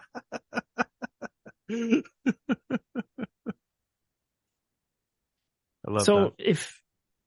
when he first started having his runs, the United States military did draw out a map for him, but to just the naked eye, it was just a regular run-of-the-mill map. But until you put it under a UV lamp, it would actually show the fastest routes for him to go in and out of Germany into Bosnia. So after they ended up stripping down his car to basically just the two front seats and everything, to do a test run with his car to see how fast it would go, they loaded up 880 pounds of supplies in the car, and it reached a top speed of 125 miles. Wow. And that's carrying 880 pounds worth of aid, and it was still, hitting triple digits. I can only imagine how much faster this car could have been empty. One of the interesting things about Helge Meyer was that he never carried any guns with him.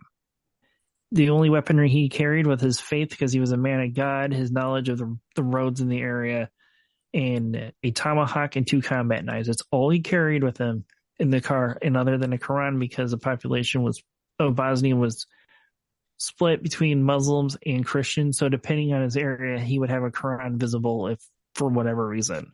I could not find why he carried it. He just said he carried it for tactical purposes.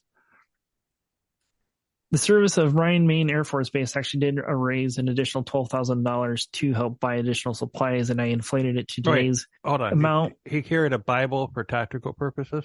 Yeah, for this Quran, this Muslim Quran, he said he only carried it for tactical purposes, but never specified why, and I could not find an answer why. I don't know. I've never read the Quran, but I'm assuming that it's probably about the same amount of pages as a Bible. Well, Helge Meyer was Danish, so his Bible was very, very thick. Think like a Merriam-Webster dictionary that we grew up with. Mm-hmm. It was like one of those, like twice the size of it, basically. So a thick, heavy book, and he carried a Quran. So maybe it was So you put the two of them in a pillowcase, and if somebody fucks with you, you can just whack them with that. Right. And the two books combined is going to put somebody down. Well, his Danish Bible alone could do that for as heavy and thick it was in the pictures that I saw of it. Yeah, but the exclamation point is the Quran. Right. So even the servicemen of Ryan Main Air Force Base raised $12,000 in 1990, and I inflated it to today's money. It'd be about $26,139 today in 2023 to buy additional supplies for the people of Bosnia. And it was also brought up in one or two videos also that once more word got out to corporations on what was going on, Lego actually started donating their Lego bricks to his cause, basically, to run into Bosnia to give the children. So, he's also carrying like food and water, toys for children, medicine, other medical supplies, sanitary supplies, clothing, diapers, just basic necessities to, just survive basically during, this time. But, he wasn't just a regular Danish man that wanted to help. He was actually a special forces commando for the Jaeger Corps, which is like the equivalent to Delta Force in the United States. Bam. He also did serve during Desert Storm, and he also did train with the U.S. Green Berets. But on his first run, since he was very religious, he made a deal with God that he said if God himself would actually make sure that him and the car would make it back in and out of Bosnia fine, he would actually paint the margins of his Bible in gold paint for every run that he made. He actually ended up painting 126 pages of his Bible for each run that he made in and out safely. Wait, so therefore, if he's painting the pages, you can't read it anymore. No, he didn't paint the entire thing. He just painted the blank margins around the okay. text. Yeah. You said that, but it escaped my Just head. didn't Okay. click. Okay. Yeah. Okay. My bad. So when the airbase chaplain found out what he was doing and about his faith, that's where the name God's Rainbow came from. I like it. So for 3 years, he would actually drive in and out of Bosnia with his, with all of these runs that he was making, but he would be wearing studded fingerless gloves and a cigar hanging out of his mouth most of the time in his pictures and sunglasses. And he would go on to say, it was good to drive in these fingerless gloves and it looked dangerous. The exact effect a weaponless one-man army needed in enemy land. It was about looking wild. No one dared to lay a finger on me, and it worked for most of the part. There was actually one time that he actually did become hostage in his own car as he ran into a checkpoint because there was a $250,000 bounty on his head because 2 Serbian fighter jets were shot down in a no-fly zone, and his Camaro was spotted nearby. So now that he's being held at gunpoint in his car, he would end up knocking out his unwanted passenger knocking the unwanted passenger's gun out of his hands with his elbow, then hits him in the neck multiple times to make breathing difficult, and then punches him in the face. And with it being at night, at this time is when he would make his runs because the car is painted this special matte black that makes it basically invisible. Nobody knows what's going on because his back window is no there. It's actually a steel plate that they place in case somebody would shoot at him, that it wouldn't break out the window and he'd get hit. So the people that's behind him don't know what's going on. The people in front of him don't know what's going on because, they're in front. He ends up spinning, turning off all of his lights, flips his car into J turn, going back the opposite direction, and ends up hitting his nitrous oxide to get away from his captors, basically, other than his unwanted passenger. And later on, he ended up dropping off the man he called by Joe later on in a ditch. He doesn't think he was dead, but he figured his friends would be along soon enough to find him. Even though he did have this bounty on his head, he did end up driving with a Kevlar helmet at times, depending on where he was going through, probably Sniper Alley at the time in Kosovo, if I remember correctly. He did wear a sniper shot infrared detector on his chest so that if he was the line of sight of snipers, it would start going off while he was driving. And he ended up taking a shot once to the helmet while he was driving. He still has the helmet today with the bullet still lodged in it. Oh, wow.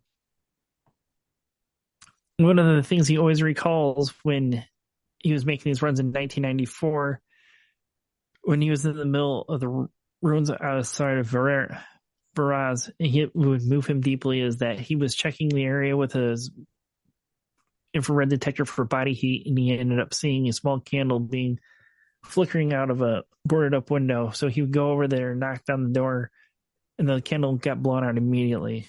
He waited a few minutes. He would knock again. He would say, "Mr. Meyer, U.S. Army," and the door ended up opening. Inside, he ended up finding a young woman with her newborn baby and an elderly man. And it was clear that everyone was dirty and malnourished, so he went back to his car, got food, soap, water, everything for them. And then him and the old man just sat there in silence, and he would read his Bible and he read his Quran before he went back to his car. So he would end up eventually returning back to his car after he sat in silence with the older man and the woman and her child. And he would go back to his car, and it was about ready to get in a sleeping bag, and he had a knock on his window. It was that same woman with her baby, and she put the baby on his bare chest, and he said he would never forget that moving moment in his life because he basically would probably save these people's life going back to his car, bringing them food and all the other supplies that they needed. Literally was Michael and Kit. Literally. Yeah. There was one time that he did recall in some of the sources that I did look at, there was one hill he was trying to traverse while the car was loaded down, but with all the extra weight, it was unable to make it up the hill. And so he took it as a sign from God that he needed the weight. So he ended up parking for the night, waited it out. The next day, first run up the hill, he made it just fine. He would end up actually moving over $3 million worth of humanitarian aid in 160 runs he made from Germany to Bosnia by the end of the Bosnian Civil War, which ended up taking the lives of 100,000 people between soldiers and civilians. He actually still is alive today. He's in his 70s, if I remember correctly. And is the car on display somewhere? he owns the car still to this day and has put 100,000 miles on it and has had to replace the engine once. Wow. Even though the military did take back the nitrous oxide system, he was a little upset by that because he loved that car. His wife hated it because she knew if she knew where he was, it was in that car driving around. And why wouldn't you? Right. And when I was doing my research on this, I did come across a YouTube comment that I did save. I have family who are from the Beras in Bosnia. They always told us stories about an American bringing them food, water, clothes, and medicine in a fast, dark car, usually at night. Now, I guess he wasn't an American. Thank you, Helgingmeyer, for helping out those in need. I wish more people were like you. Yeah, that's a really cool story. Right. And when I did this episode for our regular feed, I ended it with a quote that he said from an article that he wrote that he did an interview with in a Danish newspaper in 2018. And I would also like to finish this story with that same quote. I want you to tell you that it is, and this is his own words, so it might sound a little goofy. I want to tell you that it is useful to do something, even if you are alone and the circumstances are fatal. You don't have to drive a Camaro into a war zone filled with medicine and toys for children. I could do that because I had military training and my special connections. It's about helping out on a daily basis down to the smallest thing. We all can do something to help out others. I'm gonna try to get this guy, and if I can, I'm gonna have you. I'm gonna have you on for the episode. I'm gonna try to get this guy. Oh yeah, holy shit! I'm gonna try. I don't know. Okay, but if he has a Facebook anybody, and it's out there. If anybody can do it, I can do it. I mean, it's Patreon, so right. Are you done with the story? Yeah, that was the end of it. It was that quote there. That's what I made the joke on our feed, on our show when I read the story that I'm like fearing for my life now because I know he actually has a Facebook page because I did pull some pictures from it, and he actually shares stories and whatnot that he finds across the internet about his story. He doesn't shy away from this. This is like, I guess you could say, his crowning moment of his life, and he doesn't shy away from it. Like some people are like, it's no big deal, but he still has the car. He originally, at one point, he painted it bright orange, and then he did he put a Confederate flag on the top of it? No, he did not do that. He still had the light bar that had the lights on the front, and now, as I remember correctly, the car is currently back into a matte black paint, but not the Stealth Fighter paint. That's Salem. He's freaking cool. Yeah. Then this is one of those kind of stories that we set out to start telling people about, is things like this that not many people know about. That's freaking cool. I mean, I feel fine saying, I've been able to pull off some interviews like with my old radio show, right. And I'm starting to do stuff like this with with CKCB, but there's a topic, there's something that Todd and I would always allude to about, if you know, or if it happens you'll know it, if it doesn't happen you won't know it, type of thing, about something that I have in mind. And I'm going to go ahead and say it on Patreon because at the moment we only have one Patreon subscriber. Right. But hi. But you mentioned that you would never cover Ed Kemper. Right. Well, Ed Kemper and the other big names like Ed Kemper himself. Ed Kemper is part of what I'm about to tell you. Okay. What my idea is, because Ed Kemper is famous for doing interviews. He loves doing interviews. He loves to talk.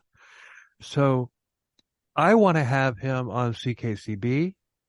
Right. But I don't want to talk to him about what he did. Right. I want to write an episode about Herbert Mullins and have him on for a while. And have him be on as a commentator. I want to hear what he has to say about Herbert Mullins because he hated that guy. Really? Yeah. That would be an interesting to that would be an interesting to hear. Mm-hmm.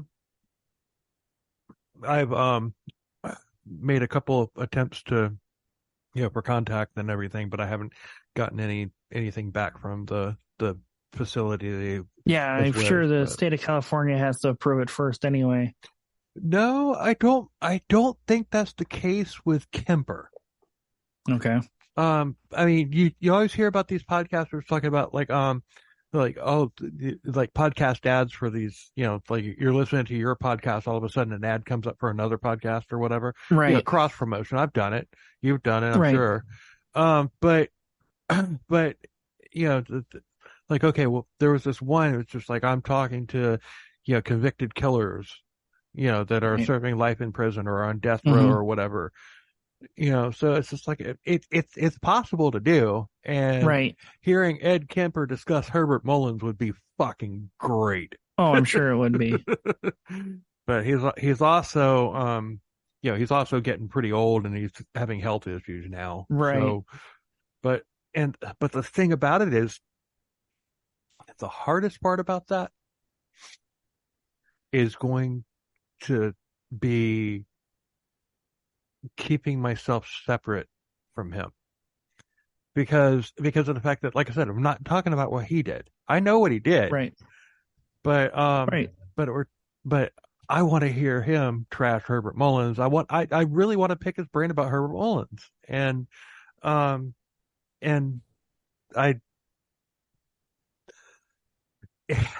if I'm too buddy with him, right? The podcast listeners are gonna flip. Right. So it's just like, but at the same time, if I'm too standoffish, he's gonna tell me to fuck off. Right.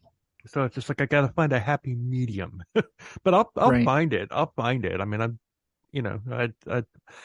but that would be so freaking great to hear Ed Kemper talk about, because he was in prison with Herbert Mullins. Like they weren't like cellmates, but they were like next door neighbors.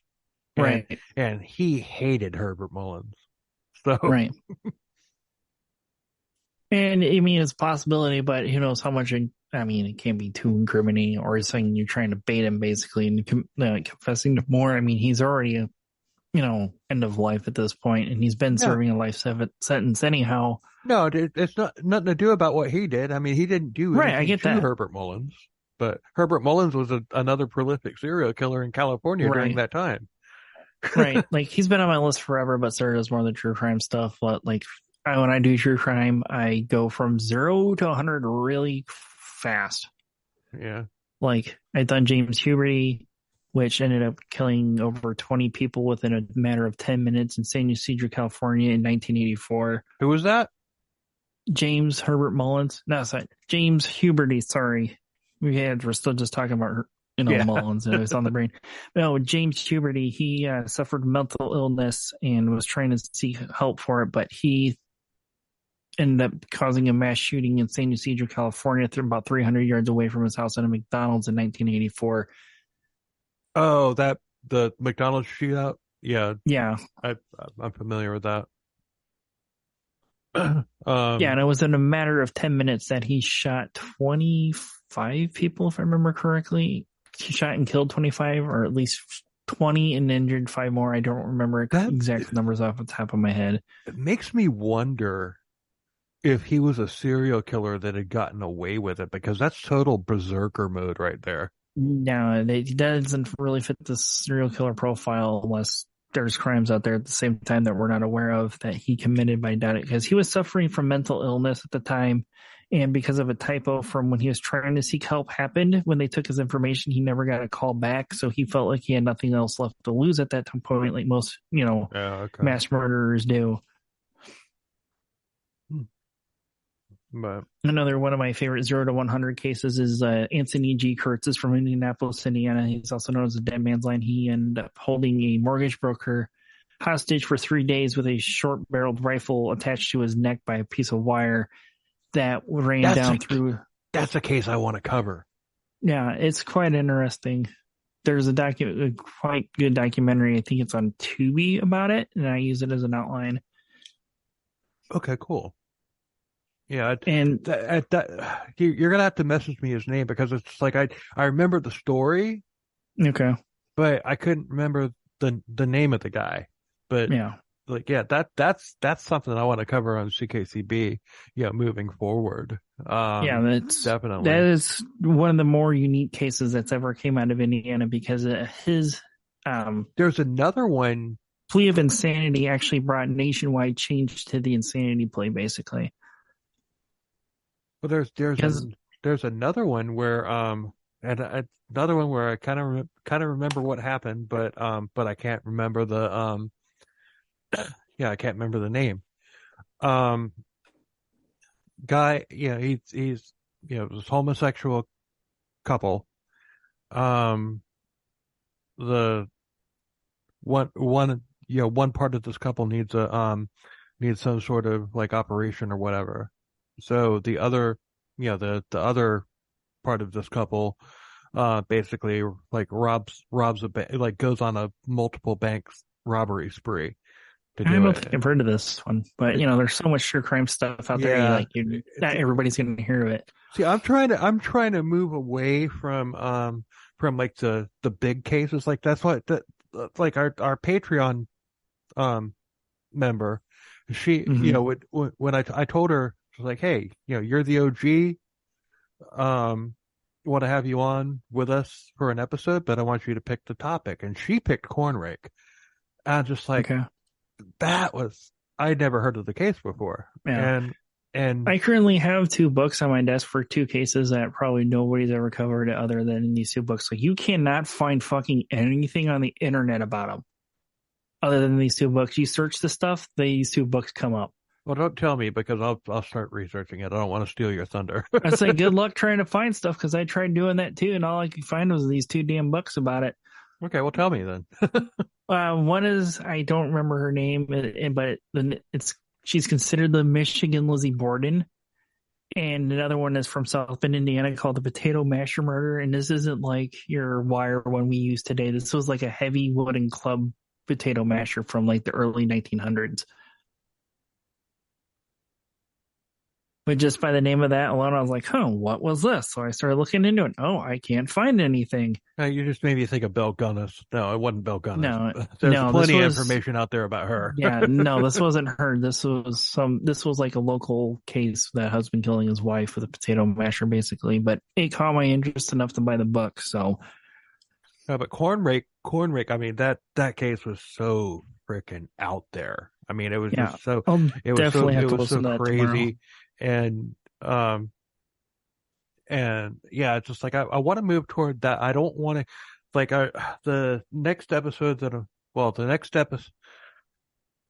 next episode that we have coming out. It's already recorded. Is Bernie Teed. Are you familiar with that one? No. Okay, well, it's the story that the movie Bernie, starring Jack Black, was made about. Okay. That's a crazy ass one. It's most of my episodes right now are collabs because I don't have a co-host at the moment. But but that was done with Texas True Crime. Jessica, that's a right. really good podcast. She's awesome. Right. But and then the following week, I'm covering Derek Todd Lee, which is a hardcore like a heavy hitter serial killer from Baton Rouge, and I have Jodie Plauché joining me on that one. Oh wow! Yeah, he picked that one. Well, and actually, Jessica, from whenever I have a guest on, I usually let them pick the case. Right. Because it's just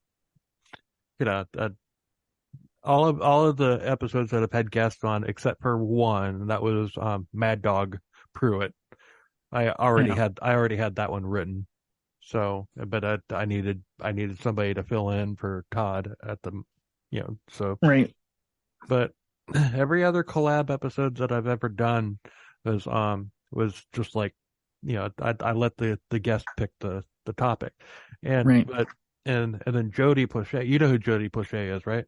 Yeah, that's like probably one of the more well-known cases because of the meme that comes around Father's Day. Yep. Of his father shooting Jeff. That's like the biggest case we've probably done. Sarah had heard of it, but she never knew the full details of it. I actually have you covered that one? Yeah, it's I forget. It's in June with Father's Day. It's called. We nicknamed it something about. Okay. So Disney something and a Cajun patron saint because from being Louisiana. So Okay, we have done that one. We what happened with us is we covered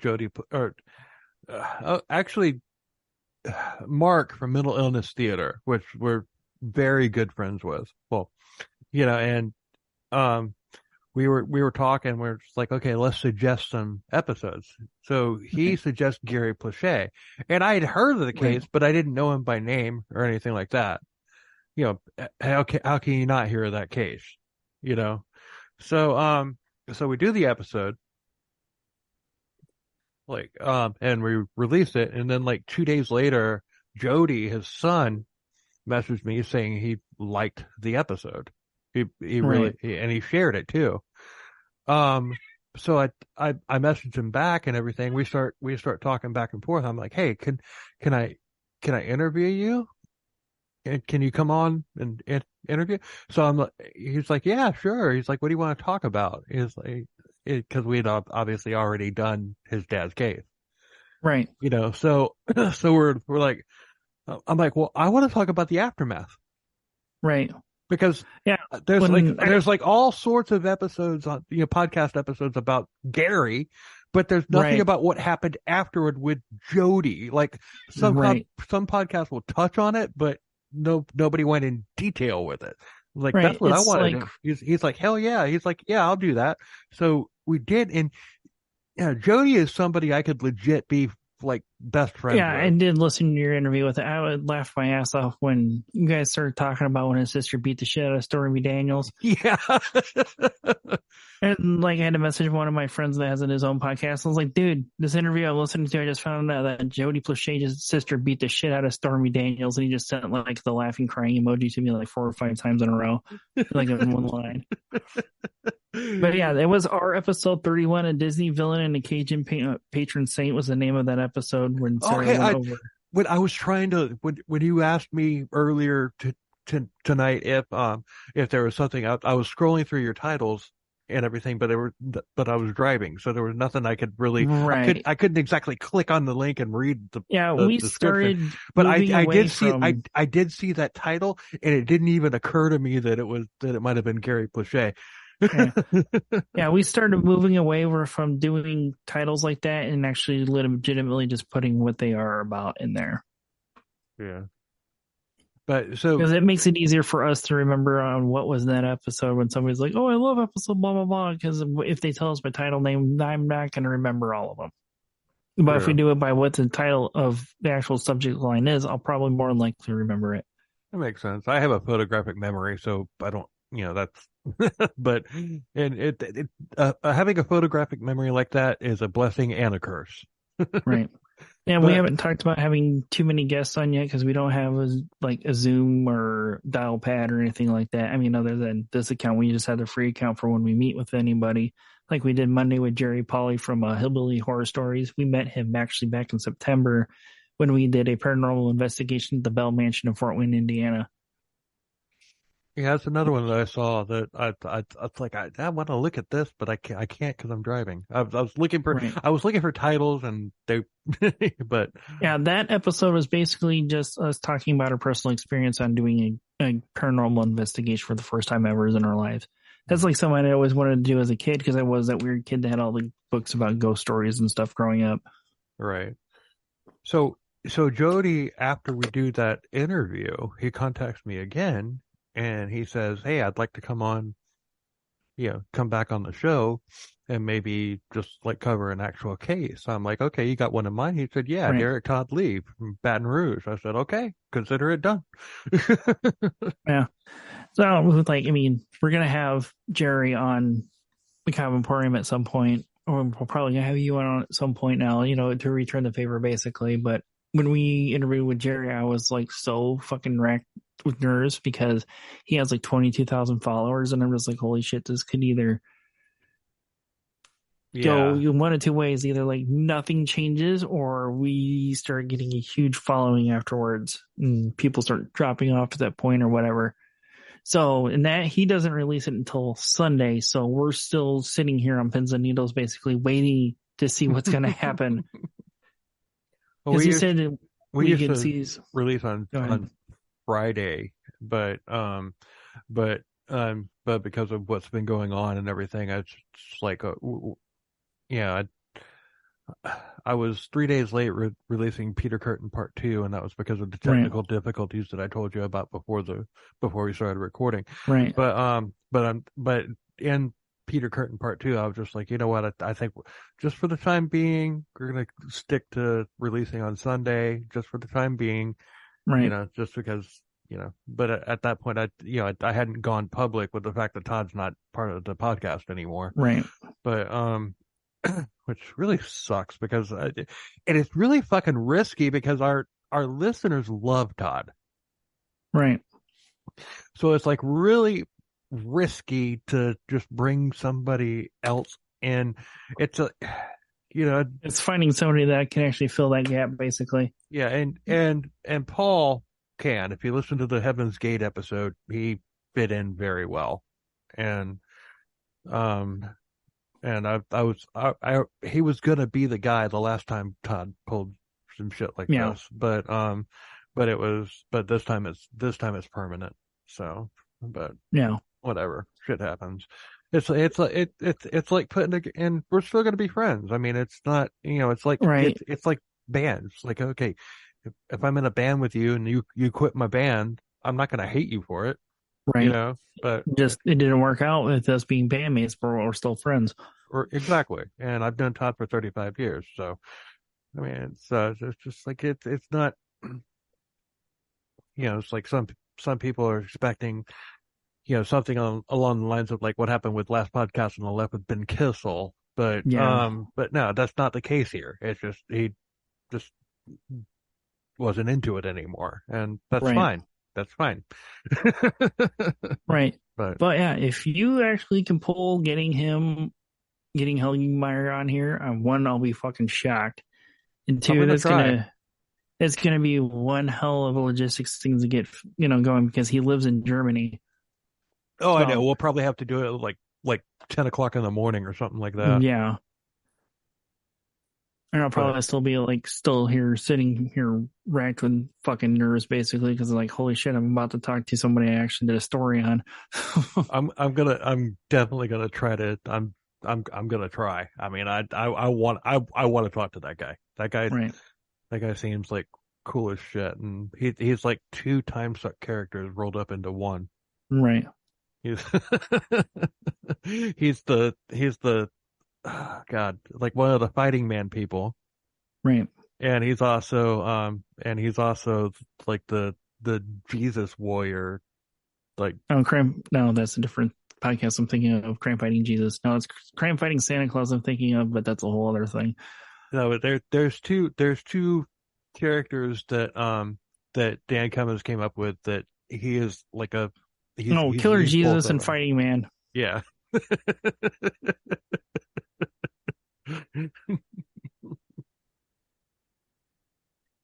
But I got a message one time like, oh, you're just ripping off Time Suck with your characters. I don't rip off Time Suck's characters. I don't do a Whipple commercial. I don't do I don't do Chicken Joe. I don't do I come up with my own. Yeah, and parallel thinking. It's like if I'm ripping off Dan Cummins by coming up with my own characters that are my own creation, you know, like Dick Darwin, like Michael Lang, like Flaccid Jizzless, like you know, I mean, if I'm coming up with my own and everything, if that's ripping Dan Cummins off, then Dan Cummins ripped off every freaking radio show from, starting from the 1950s, 1930s, 30s, yeah. because it's just like, voice characters like that have been around for fucking almost 100 Right. years. I mean, like War of the Worlds is like one of the first times that's ever happened, Yeah. I mean, we even did an episode like World of Worlds where, completely made up. Right. It was an April Fool's Day thing. Yeah, like my buddies from Dark Windows podcast, he actually wrote a story about a fake freedom fighter during World War II from Greece, and it sucked me in. And he's like, "You know what the most surprising thing is about this guy is? I made it all up." That's exactly what I did on my fucking episode. It was episode 50. I'm okay with saying this on Patreon episode because if they're paying to listen to me, they probably listen to like every one of the main episodes. Right. So, it is episode 50, the Dust Bowl Killer. That is completely made up. That is a complete fabrication. I made the whole damn thing up. And it was just like, and I know several authors and all of them messaged me and just like, you need to make that a book. You've already done the heavy lifting. All you have to do is fill it in. And I'm working on it, but I'm so busy with the freaking podcast. I can't even, it's going to take me a while to write that damn book. I mean, I've had a couple people tell me about what that whole intro to the Helge Meyer story was. They really got him amped up to hear about him. Just because of the way I worded it and the whole description of everything, because almost all of our listeners are like our age group, between 30 and 40. And so they like connected with the whole book it thing at Pizza Hut and Terminator 2 being in the theaters, and hearing the song Bryan Adams, and really connected to him, and the way the whole description of how I bring Helge Meyer into the story. Because I sent that intro clip to a couple of people, and they're like, "Dude, I am so ready to hear the rest of the story." I'm like, "Well, you got to wait till Wednesday." So that's probably actually one of my most favorite stories to tell people when they're like, "Do you have a favorite episode to do?" I'm like, "Yeah, Helge Meyer, God's Rambo." It's because it was one man and the things that he did for thousands of people. Yeah, I mean, he's a freaking, he's a hero. I mean, he's like, it's like he's for different reasons, obviously, but he's up there on the Gary Plouchet level. Right. I mean, but I'm gonna try my damnedest to get him. I mean, I'm gonna ask him, and if he says no, I'm gonna keep bugging him. Right. But I don't know. I'm pretty good at getting interviews, so. Right. So it's and I don't have the skill set to do interviews yet or anything like that, so. I mean, to do interviews and try it on my own or whatever, I'm not going to try and, you're going to say you're already going to try it, but. It's like a lot of my old radio shows episodes are gone. They were in the cloud, but they're not there anymore, which really makes me question how secure the cloud actually is. Right. But I've been thinking about like picking one because I have some of them on YouTube. Yeah.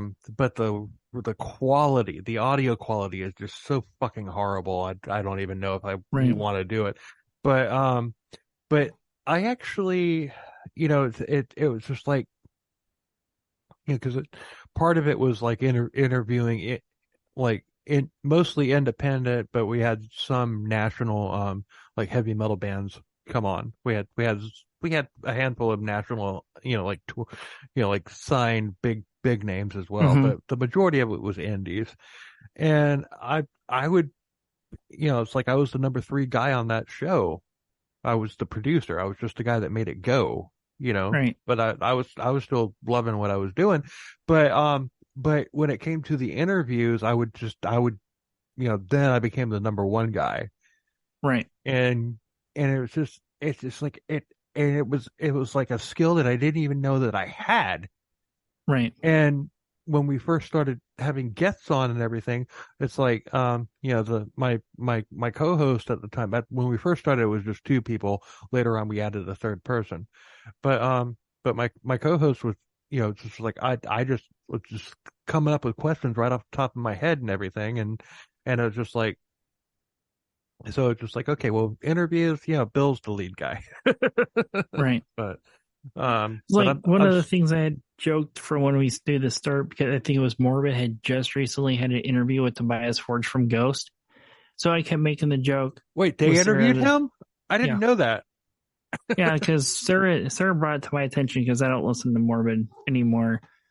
But she still follows them on Facebook, and they had an interview with Tobias Forge because apparently one episode when they first one of them discovered Ghost and were giving Ghost so much praise and they got their attention from Tobias Forge. He was like, I want to come on for an interview. So yeah, they got to interview Tobias Forge. So I've been making this joke with Sarah, said if we're going to shoot for something like that, we're going to do it, as with some bigger, well-known band like Rammstein or something like that. Sabaton. Yeah. Oh, one of our listeners, he would absolutely lose his shit if that happened.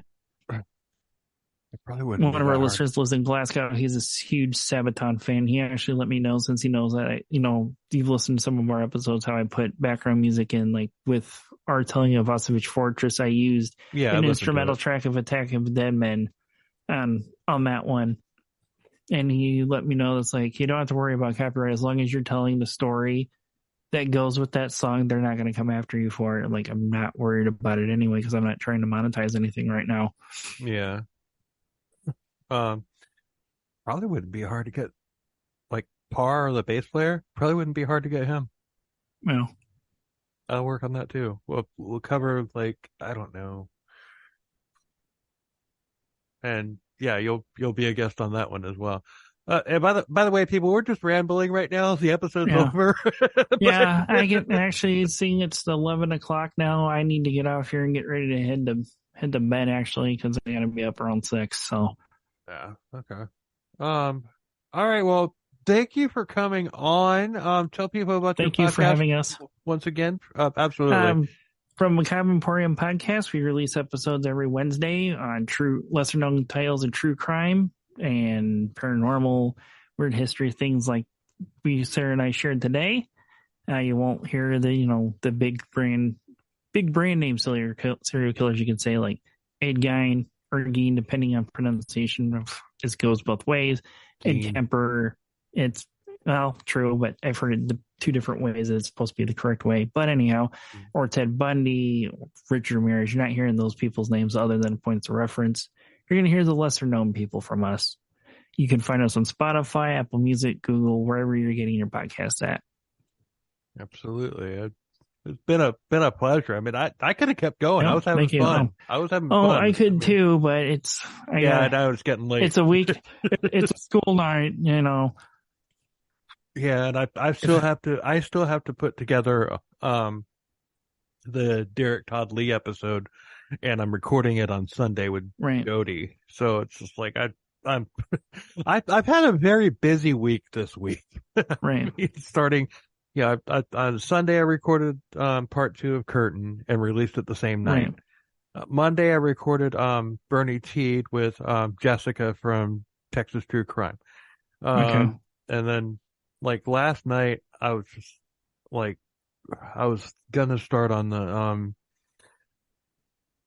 Derek Todd Lee notes and everything, but I didn't feel like it. I got home late and I wasn't into it. Right.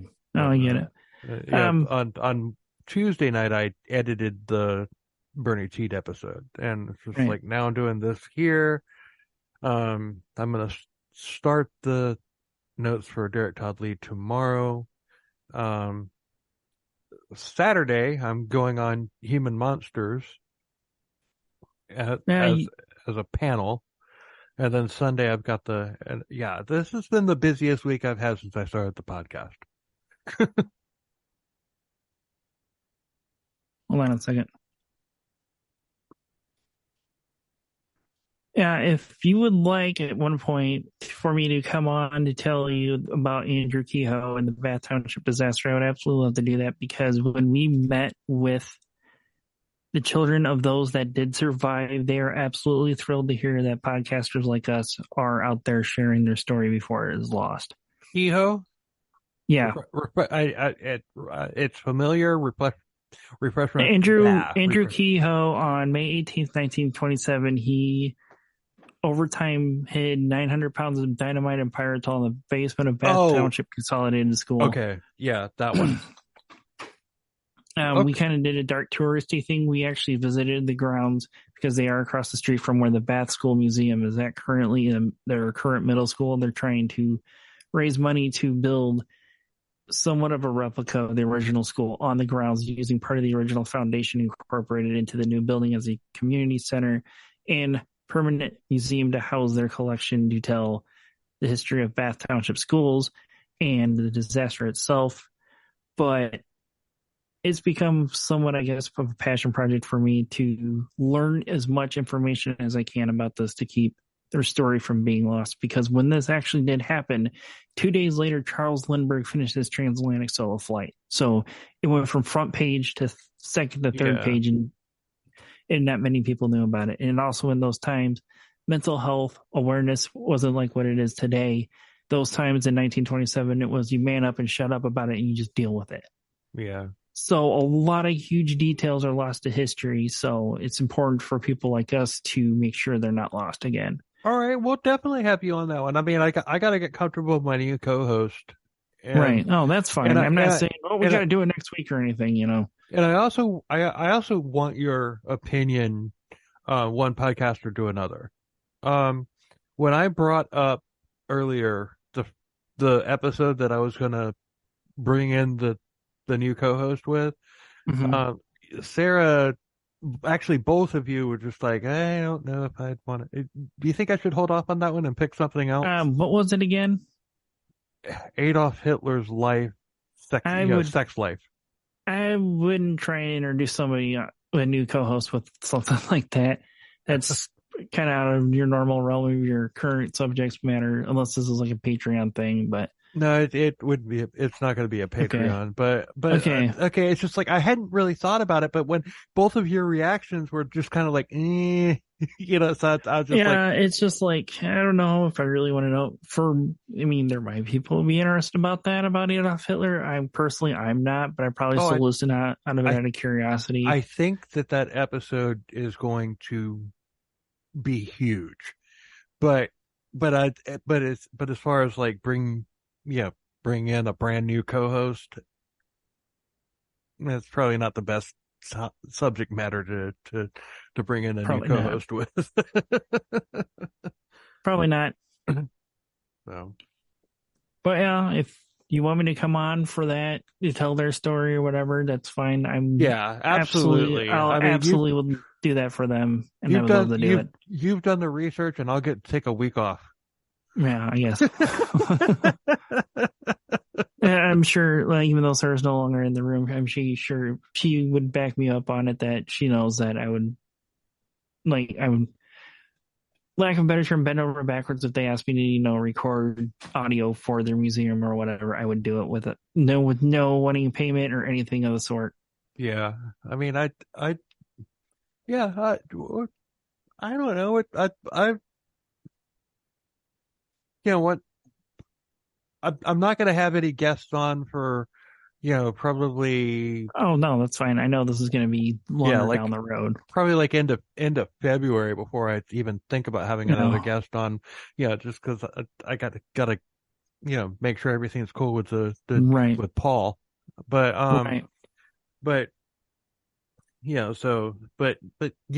definitely want to do that because that story is crazy. Right. And like I said, I'm interested in the story, but I also get to take a week off. Okay. Right. That's a win-win. Right. And one of the things I recently learned from an interview, if I'm constantly look up stuff for Bath and raw video from a news story that was done on it. And one little thing that I learned that showed the impact on this bombing that happened. The school's population was 226 students. 37 of them were killed. Yeah, no, that was, I think the only episode I've heard on that, I haven't listened to yours yet, but I think the only episode I've heard on that was Dark Topic. Yeah, that's how I first learned about it. And then I went looking for another one because one of my coworkers was interested in hearing it. And he was like, dude, you need to find somebody else telling the story because this dude's putting me to fucking sleep. And so then I found the Dark Windows podcast, and then that's how I became friends with them. And then they've helped us out throughout, over time. So, and then we become good friends with them, and we need to get back on collaborating on an episode with them at some point. Tell them, tell them about CKCB, because I mean, I enjoy their podcast, but it's just like on their Facebook page, you can't send them a message. Who, Dark Windows? I think it was Dark Windows. Or Dark Topic. Dark Windows. Dark Windows podcast. Yeah, you should. If you get in their Facebook group, they'll talk to you in there. Yeah, I know, Ginger. I need to go to bed. Kitty. Yeah, that's Ginger. She's screaming at me because either she wants food or I'm in here and Sarah's already gone to bed. But no, you can't send them a personal message. So I mean, I enjoy their podcast. I'd love to collab with them at some point. With Kevin Heyer from Dark Windows podcast. Yeah, just join their Facebook group and message them directly. On their personal pages, they'll answer you. Oh, their personal pages? Yeah, if you message Kevin Carlton, he'll answer you as soon as he can. Okay, and just tell him I told you to message him, and he'd probably be all right with it. Okay. Yeah, because I want to collab. I want to collab with everybody.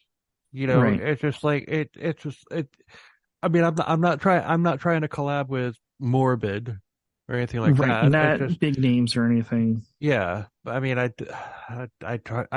It's Patreon, so I tried to it's like both Kent and the Op from True Crime Kent told me, when we were hanging out with them, that they would do an episode with me, and it was originally going to be the Gary Plichet episode. Yeah. But they didn't do it, and so it's just like I was just like, okay, to hell with not to hell with them, but okay, I'm just not gonna mess with the big time. But if I can get enough, it's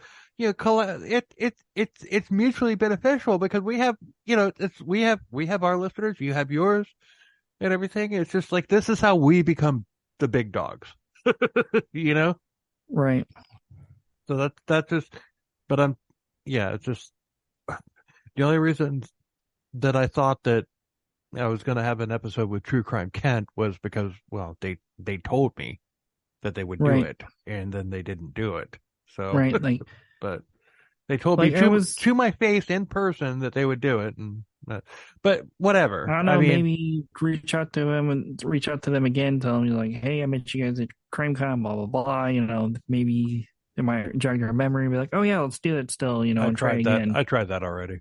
Are you okay? Well, then if you're already trying to no response, I guess, then yeah, but they said what they wanted to say, basically. But still, when I go to CrimeCon in Nashville, they're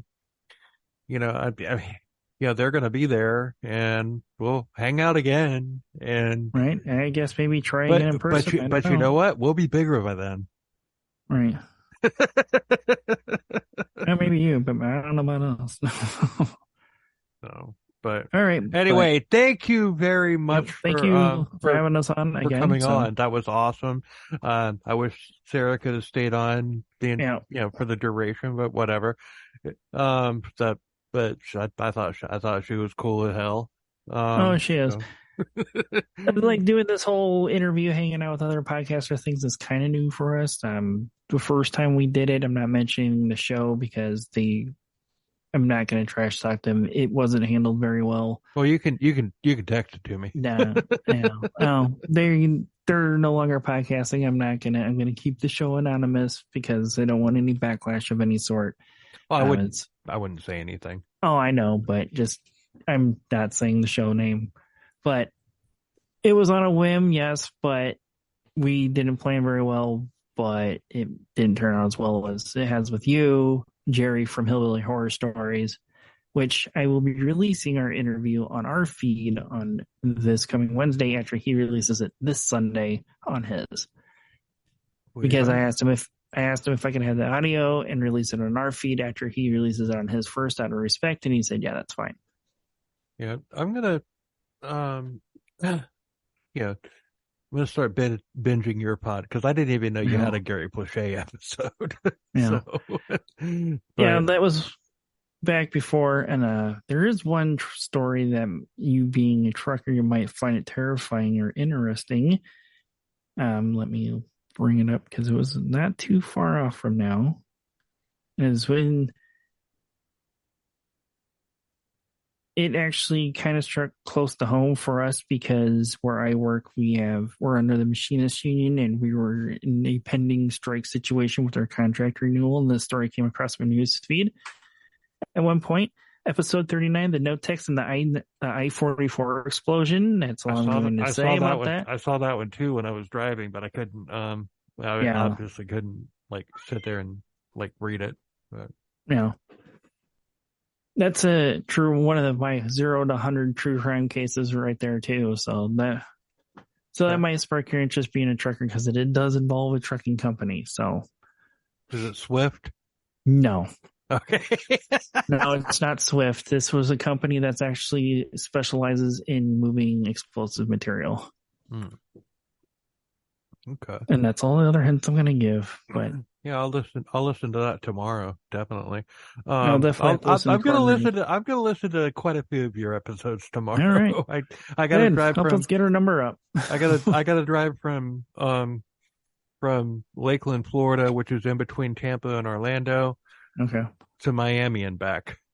Don't think we've done anything in Florida yet because, there's just so much Florida man shit, as you could say in the news as it is, that nobody's going to be like, yep, not surprised by that. Or, covering something that's involved with Disney World, but who hasn't done enough of that shit, maybe? Oh, actually, I got an idea about that now that popped in my head. Do your research on the dark side of Disney. That's all I'm going to say. Well, maybe also more the dark side of Disney, but, more of my realm of weird history or history in general of bygone attractions at Disney World or weirdest Disney attractions or something along those lines. Maybe. There's a lot of dark shit. No, I'm sure. Disney. I mean, I'm not even kidding. I believe you. That is a rabbit hole. You start looking in, you type in dark Disney history. You will be sucked into a rabbit hole that you will not come out of for a while. But I don't need the mouse coming after me. Because, Disney actually got public domain laws actually changed to keep, to protect Mickey Mouse, basically. There is a podcast called Florida Men on Florida Man, and they've done several episodes on. Yeah, I would probably, and they're from right here in Lakeland too, like my hometown. I want to put together a live event with them once I get reestablished with new co-host and everything. But I don't think it's like Scientology where they will sue you, but what it is their employees have like a confidentiality agreement. Right, they got signed NDAs and whatnot. Yeah, but if you go like on Reddit, that's public domain. You ain't got to worry about that. Right. Cite your sources, Reddit, or whatever. It's all there. I'm not going to do that because that's not really our thing.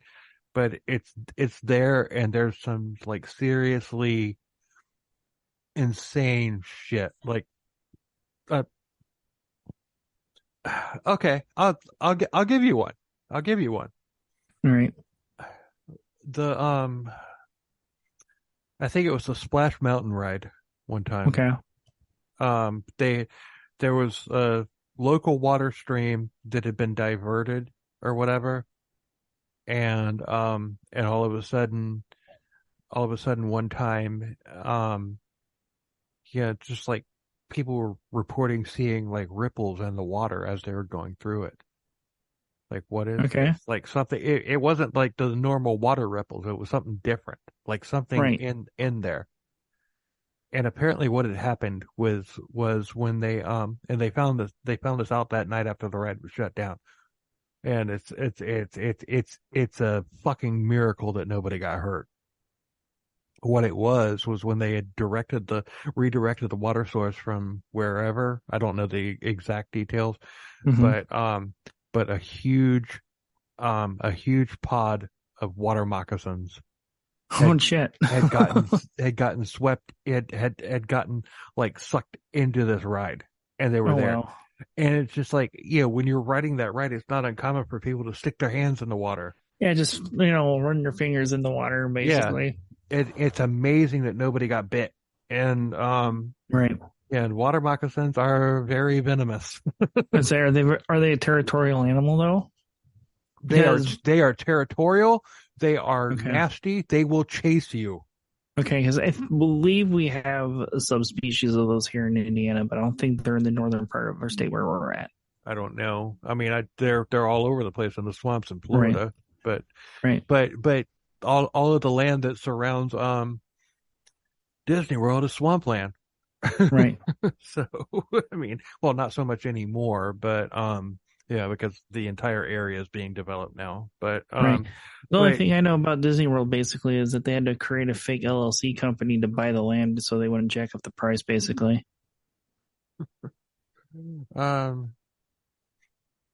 Yeah, I mean, it's just too goddamn expensive. I mean, I know a lot more quick hit facts about stupid shit like that more than anything else. But seeing the time it is, we need to end as what we call the Midwestern goodbye here, where my hand's been on the doorknob for over an hour, so to speak. I'm sorry. I will. Fine. I will talk till you tell me to shut the fuck up. All right. So I will talk to you later because I do need to get off here before Ginger comes back in here screaming at me again. All right. Thank you. Check out God damn it. Macabre Emporium. Macabre Emporium. Oh man. Check out Macabre Emporium. Great podcast. As you just heard. And check out our shit too. And if you're on Patreon, you already know about that. So anyway, until next week later. Yeah. Bye.